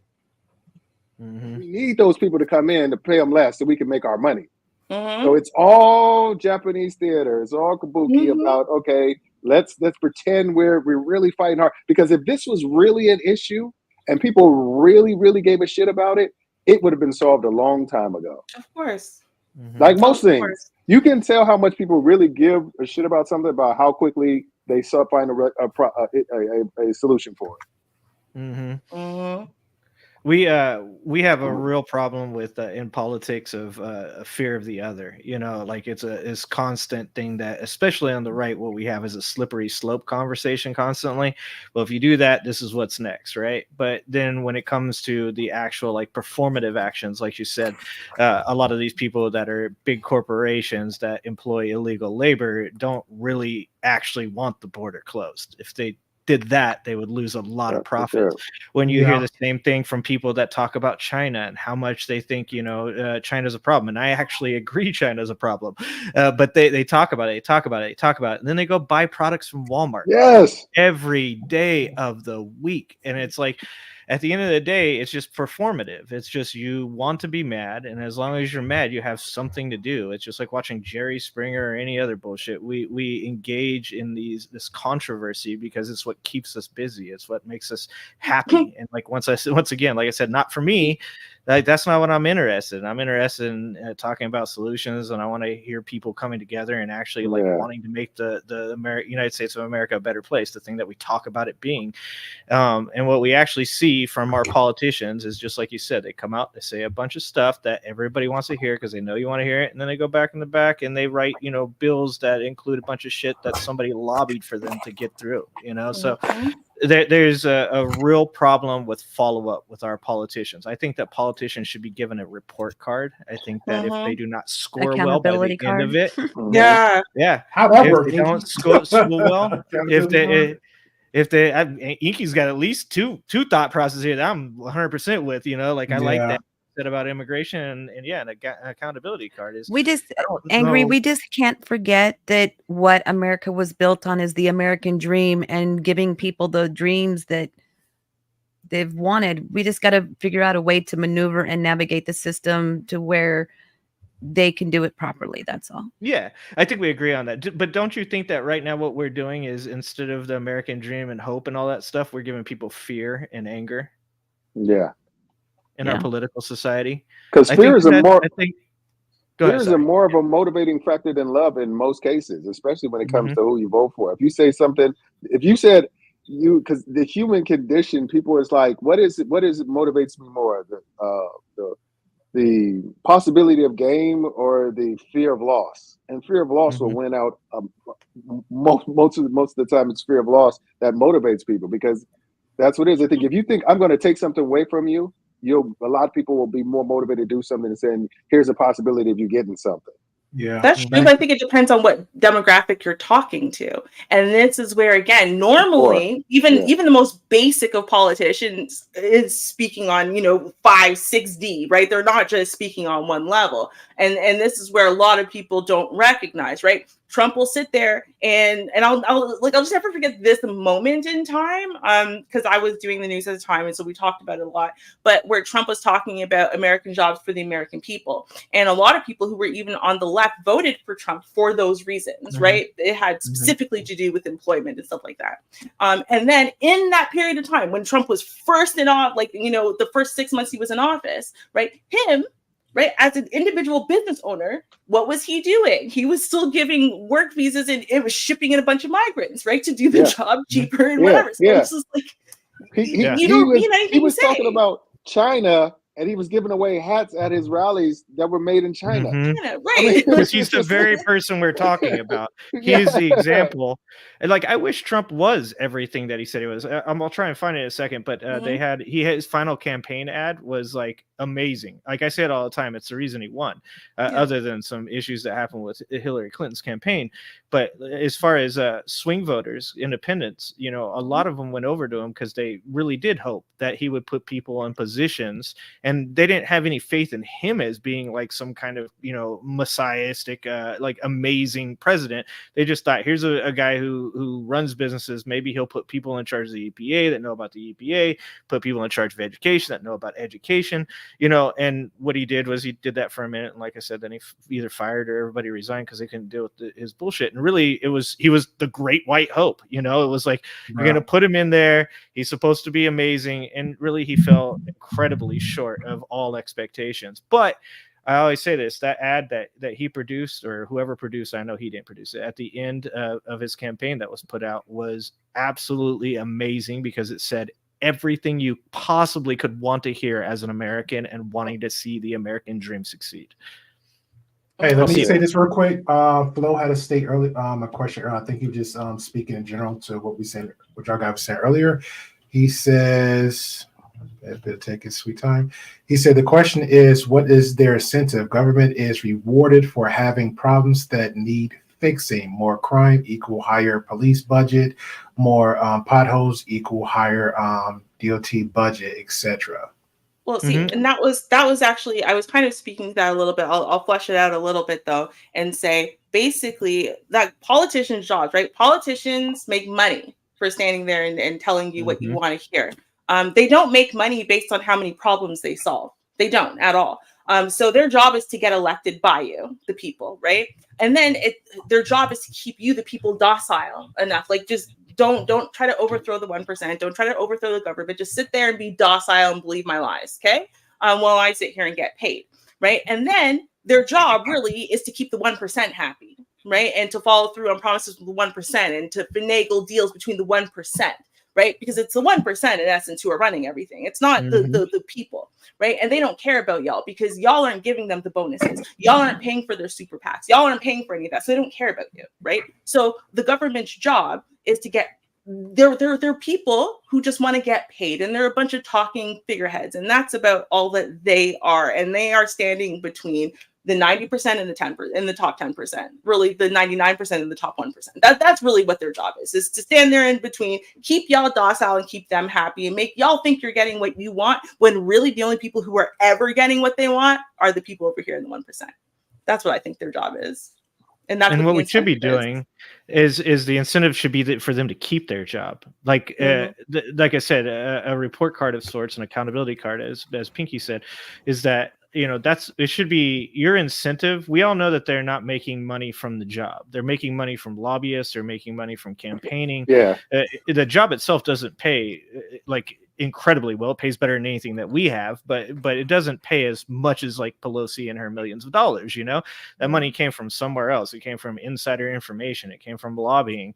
And what we as the people should be able to do is, the only incentive they should have is that they keep their job because they did it right. And unfortunately, because of the fact that so many Americans are not well researched, not well educated on politics, and vote with their feelings rather than with their brains, is that you just sit there and re-elect over. I think the incumbent rate is something like 80% re-election in America. 80% re-election for a bunch of people that we all complain about every single day. That's insane. Yeah. I remember I was reading this thing where they said that Congress is the internship for your real job. It's like you get in Congress, you get the connections or what have you, and then you get hired by some multi-billion-dollar company to be a consultant, make 8 times as much as you were making in Congress. Yeah. Although to be fair, like, have you guys heard of Tiffany Henyard?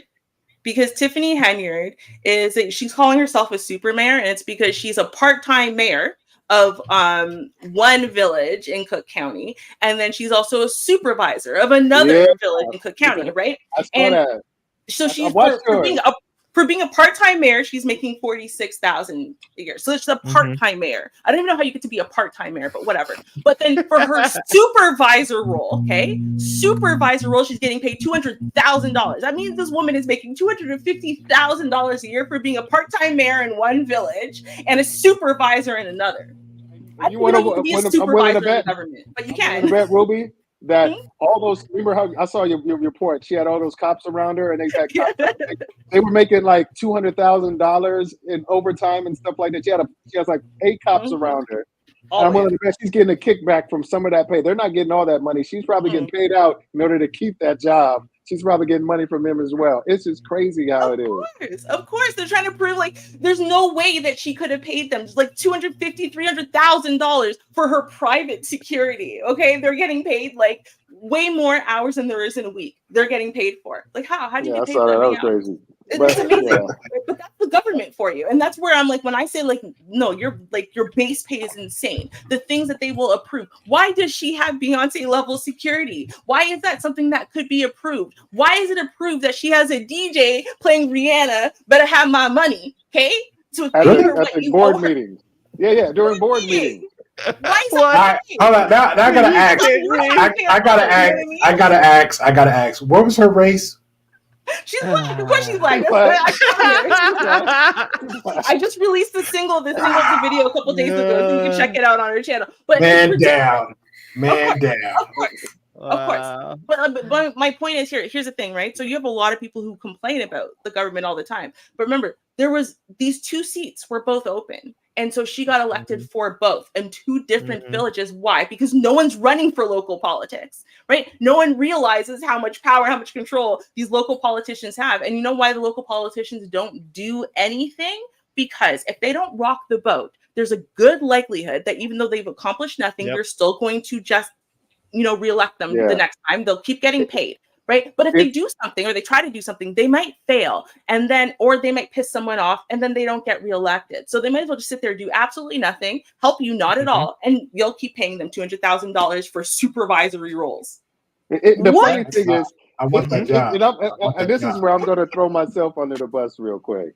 Is the reason a lot of people don't run it, why I would never run for politics, because I know there is a likelihood that I could be dirty. And I'm not saying that, I'm just, And I'm 100%. Yeah. I'm just being honest about myself, because I am the president of my community's homeowners association, right?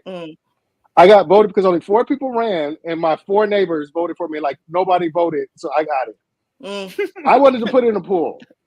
The only way I could do it, where it wouldn't cost me $10,000 to get one of those big cranes to drop it up, is use the easement in the back, but that's against the rules. So what I did was I got 2 of the other board members, because 3 of us, to upgrade for temporary access to that, so it saved me money. And I realized after I did that, I was like, I'm dirty. I'm a dirty politician.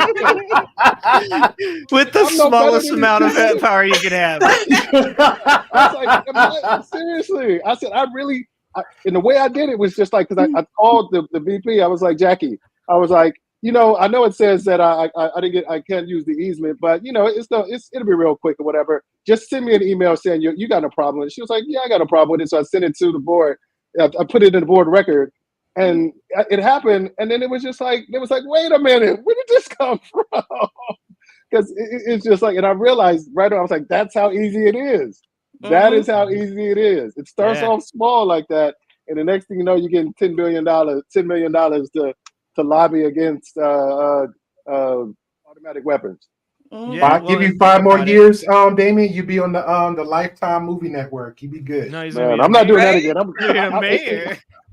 I'm jumping off. The re-election's in the 6 months, and I'm not running again. Part-time mayor. That's what's gonna happen. Think about it. Think about these Cuban guys that play baseball, right? Like I'm an A's fan, not this year, but every other year. And Yoenis Cespedes came from Cuba. He was a big player over there. He came over. He's probably 36. He said he was 24. No big deal. But halfway through the season, everybody's going, oh, he's on steroids. He's on steroids. Can you believe this guy's on steroids? And I'm like, what about that seems crazy to you? A guy that lived in a shack with like 5 of his family, like in a literal shed.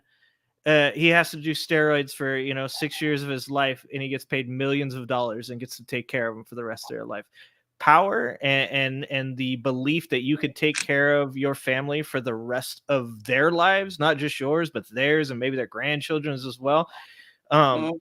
Yeah, there's a lot. I wish I could sit here and say, what Damien's saying is true. I wish I could say that you put, me in a position of power, and you walk up to me and tell me you give me $10 million that I can take care of my kids and my wife and their kids for the rest of their life, that I'm going to say no. I wish I was that good of a person. So there's got to be something that we become honest with ourselves, and have discussions where we try to figure out how to get that money out of politics. How do we get it out of politics? That's the real question. Fair enough. And with that being said, You don't get it. I built this place. Down here, I make the rules. A little power hungry. yeah, look at there. That's why I don't want it. I already know me. I know me. I don't even want to be a cop. I find a bag of money, I'm gone. I'm running. I already know. I know I go. Final thoughts, everybody. Complaints, comments, concerns. What you think about the conversation at hand? All that good stuff. And of course, solutions. Do we have any? I mean, Inky gave great 2 ones that I don't think I heard any politicians give. Especially holding yourself accountable in most things. They don't. So we go with you, Friction. You're muted. I think you're muted. Yeah, you must be muted. Oh, yeah, I'm still getting used to the mic thing right here. I said, yeah, I have a lot of stuff going on in my head. The main thing I was just looking up who he was talking about, because I haven't followed the Oakland A's for a while. But I grew up. I mean, I was born in Oakland, so I followed the Oakland A's like up until I moved out here, and it's a lot harder to keep up with that team when we're a 3-hour difference. But so they're gonna be the Las Vegas A's in a minute. Yep, next year. Yep. Yeah, I heard something, and then what are they going to do at the Coliseum out there? Oh God, Concert who venue. knows? It'll probably just sit there, and it's Oakland, so it'll just become more dilapidated by the year. I mean, look, I love California, but it'll probably be. Yeah. Parking lot. I don't know. I wish they would have built Howard's Terminal. If you ever want to see a beautiful idea for a baseball park, look up Howard's Terminal, Oakland A's. They were going to tear down the Coliseum, turn it into a big old community park, and then they were going to build a Howard's Terminal, Oakland A's stadium, which would have been open air towards the water. It would have been very pretty, but the Oakland A's owners are douchebags. So, yeah. Yeah. Angry Ginger, you must be here from the Bay, or you must be here in the Bay. Yeah. I live just north of Sacramento. You're in the Bay, Inky? She just said she's in San Jose. Oh man, no, I'm not in San Jose. I'm saying I'm in the Bay. In the Bay. Born in San Francisco, raised in Oakland. So I just moved to Texas 3 years ago. Mm-hmm. So I'm a Baylorian all day. Y'all messed up. This is Canada. This is Canada water for West. Just like y'all know now. This is Canada. I know that from Friction. So he throws jabs at California all the time. Friction, definitely Ruby with the Canadian one. So sometimes he do a hit and miss. So he don't know. It'd be like more Californians, and then sometimes might be a stroke of luck and be more Canadians over here. He'll just shoot a jab. I'm saying just grinning because I know. Mm-hmm. Me and Dame have already had to check him a couple times on California. Yeah, you know what's up. You don't do that around us. Yeah. Any other thoughts, Friction? Nope. Okay, I definitely appreciate you. Again, I'm gonna just do a heads up for the next conversation now, but I will send everybody emails and stuff. But that will be next Tuesday's conversation that I spoke about earlier. So you're mostly welcome for that. I want to make sure I get a heads up on the body head count for next Tuesday. So I definitely appreciate you, Vix, for coming on through. Inky, any thoughts on that good stuff? She's blowing that to me, everybody. Okay. All right, Inky. What? I'm giving love, give love. Okay. No thoughts, final thoughts on the conversation with Kevin McCarthy, Trump, whatever else we was talking about, the wall, trees, poison trees. I think I covered the areas that I thought that needed work on, is, just being accountable for, like, if you're being a representative for whether it's your state, your county, your country, be accountable for your actions and the things that you are preaching to, us that look up to you, and come up with resolve to the issues that you're portraying that you're going to have resolve to. Put it in don't just spit out ideas to us and then we never see any validation. We never see anything flourish from it. It's like we're always being handed something, but we never see anything that's physical come from it. I agree. Angry Ginger. I'm just gonna stick with the topic of Kevin McCarthy, and I'm gonna just say this. I think the blame firmly falls on Republicans and their dysfunction. I think that they've allowed people like Donald Trump, Marjorie Taylor Greene, Lauren Boebert, George Santos, all of those people into their party, and in doing so, they've created a divide in their own party that they need to ask themselves, what exactly does it take to heal? Because as long as their party is dysfunctional, half of America is dysfunctional. So it's their job to fix this, and removing the Speaker of the House at a time like this was quite possibly the worst possible thing that could happen, and allowing Matt Gaetz to run their party and make them look foolish, that's on them, and they got to fix that. That's not on us. I second him. Fair enough. She said third. We got a third up there. Damien. Yeah, everything AG said was right spot on. It's one of those situations where to think that this, to not knowing that this would somehow significantly damage the GOP, I think was just way short-sighted, and it shows the dysfunction and the fracture between the GOP. I feel like the Democrats have been given a golden ticket to take back the House and maybe even get a couple more seats in the Senate and maybe even the presidency. So hopefully they're smart enough to maneuver and take advantage of it to their benefit, use it to their benefit to do those things. Hopefully they don't fucking shit the bed on it and find some way to screw themselves out of whether they say wrestle victory out of wrestle defeat out of the jaws of victory. Yeah, leave it to the Democrats to do that. So hopefully they can be on point and stay the course. Well, we just covered that we don't do hope in America. Yeah, we just covered we don't do hope in America is fear. So I don't know how they're gonna work out. Miss Ruby, are you there? Yes, I'm here. Okay. So I'm going to be real. At the beginning, right? JP told y'all, that some people were not properly well versed in the subject, and some of us don't even know who Kevin McCarthy is. So we're just going to sit here and look pretty for the most part. That was me. It was Vixen too, and Inky, but Inky gave some solutions. Vixen, she was, making sweet love in the chat, and I'm fine with that too. So there you go. Yeah, no. It seemed like everyone definitely had a much firmer grasp on the subject matter today than me. However, therefore, I'm not going to talk about Kevin McCarthy at all because I'm still not wholly sure who he is or what the House of, I have no idea. Y'all have a really complicated system of politics, and I honestly barely understand it. So instead, I'm just going to talk about what I think is interesting about the right wing. And honestly, up until very recently, I'm going to say Trump, prior to Trump, there were a lot of things I thought was really admirable about the right wing. I really thought that it was admirable that the right wing seemed to always be really good at, presenting like a one accord face, like everybody, it doesn't matter.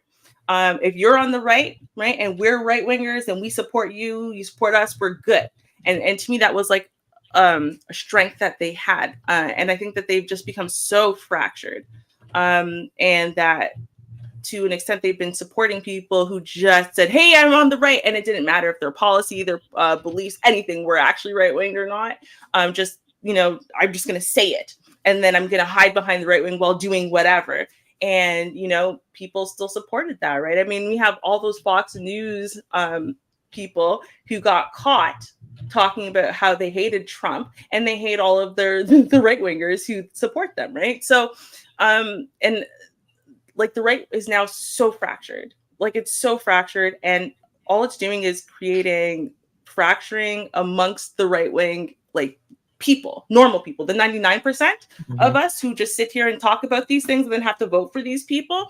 It's causing a fracturing in the right. and I think in like almost like the worst way possible. And I don't know what we're going to do to fix it, because I think that it is actually going to really harm everything. Like I'm not on the right, obviously I'm a left winger, but I used to be able to think like, hey, I don't really agree with you, y'all don't agree with me, but if there's a right winger in office, I kind of know you guys are going to do some policy over here I don't agree with, but overall I'm not worried for like the future of the country entirely. And now that's not true. Now I'm entirely worried for the future of the country, because I think the left is just voting just to try to keep whatever horrible right winger out of office.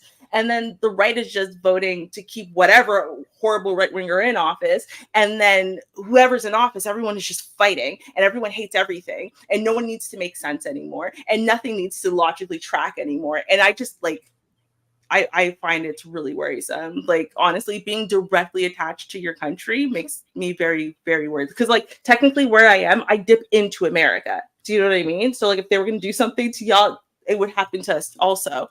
And so I find that really worrisome. I don't know how we fix it, though. Like, I don't know how we get to a place where we can resolve it. And the problem is that it's trickled into Canada also. So we actually have now the same issues, right? Where our right is all over the place. It's really fractured. It's really extremist. People and families are falling out over political views that don't even really have anything to do with politics, so on and so forth. Like it's affecting everybody in like the worst ways possible. I don't know how we fix it, but I feel like we need to fix it. I feel like we need to have discussions about how do we fix this?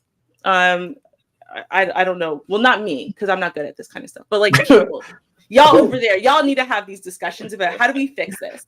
So thank you for saying that, because I'm sure gonna be that one guy or that one girl like, is this person from or in defense? No, shut up. Yeah, no, you don't get to voice your opinions, which is weird. But I will add this though. One of them should be just stop being ignorant, start looking for solutions, stop the finger pointing. Even like you just said, you're borderline dipping, right? So when that whole red fog or whatever happened on your end, and it cloud again, we're still on the same planet. Somehow the wind shifted or whatever, and it went over New York. They just blamed Canada just cause. And I was like, okay, that's ignorance talking. That's could be also another form of fear too.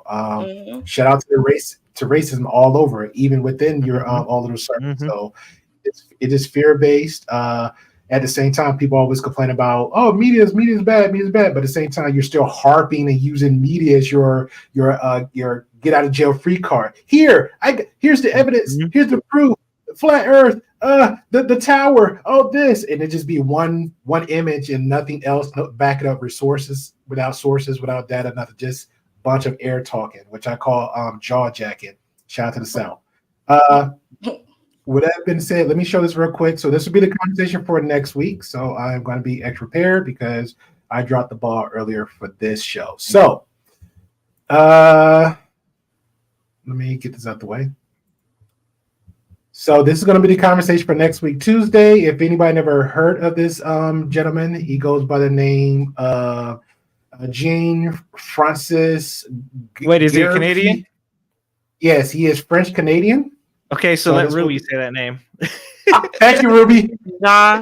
Jean-François Gallipe. Thank you. Thank you. All right, appreciate it. Look at it. See how that worked out? I know Jean-François. I don't know what the last name is. Gallipe. That was closer. That was closer than this somebody I know that was interviewing, and that person couldn't even say it, which is fine. I understand it because I butcher people's names daily, so it's fine.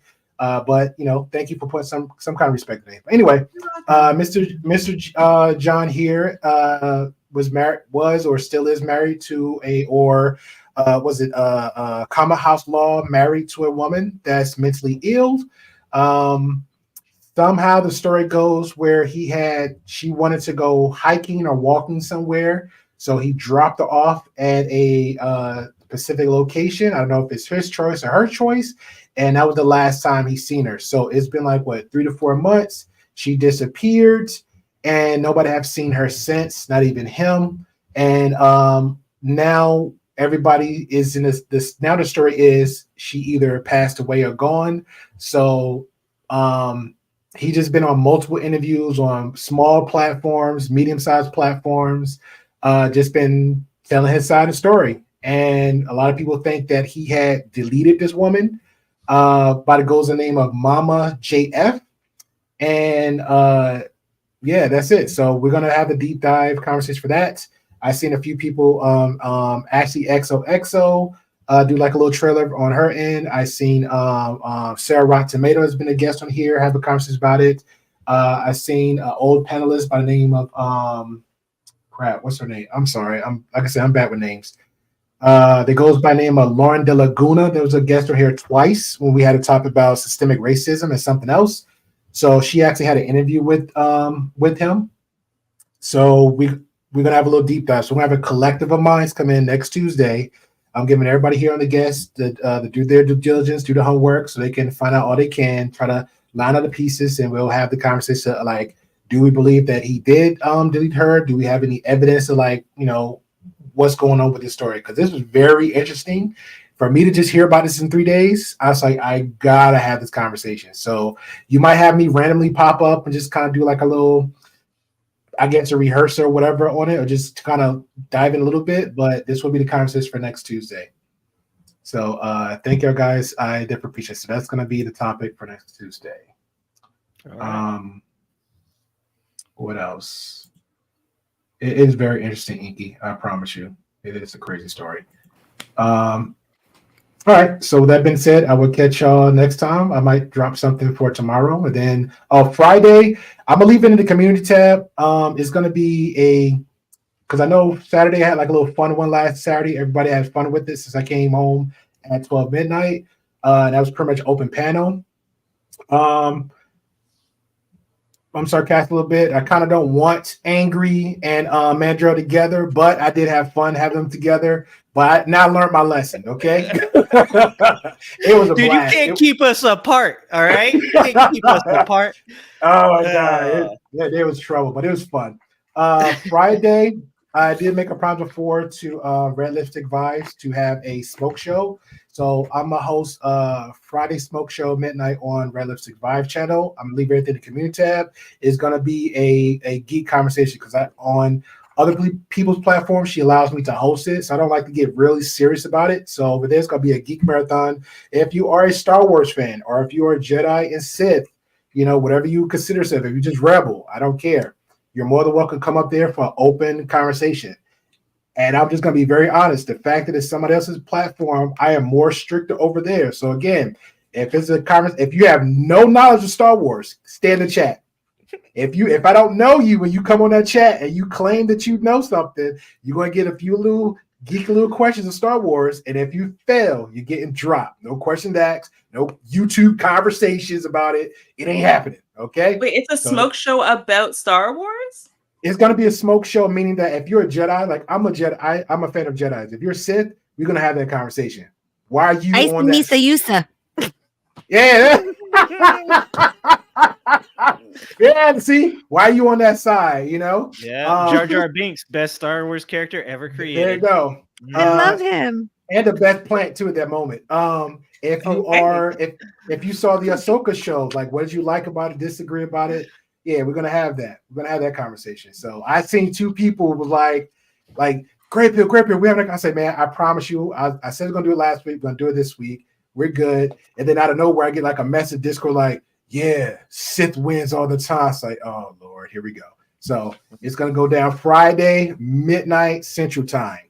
What's the big white big jet on Star Wars? The Death Star or something? Yeah. My brother has. Let me out! Let me out! I want out! He's so mad. I look at him. Look. Oh, I am so here for this. I can stay on another half hour. Just keep asking him questions about it. Are you guys okay? So I started off by just saying big white jet. Are you not like proud that I was able to say Death Star before somebody else did? Mm-mm. Is it a Death Star, or are you asking? Is it a Death Star?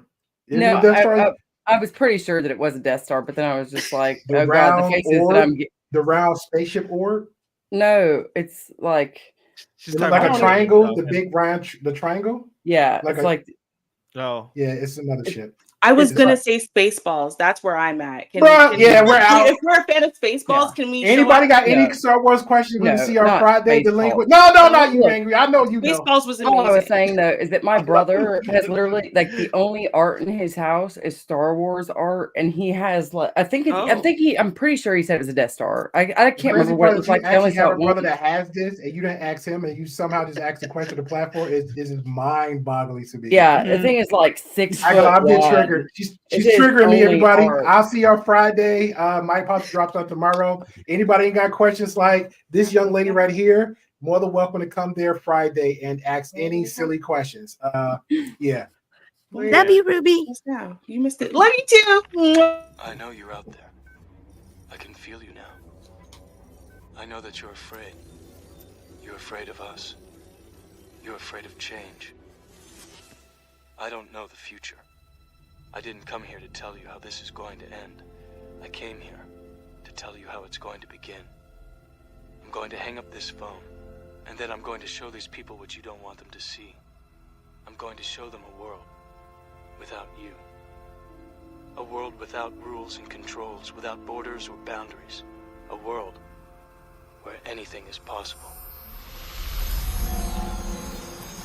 Where we go from there is a choice I leave to you.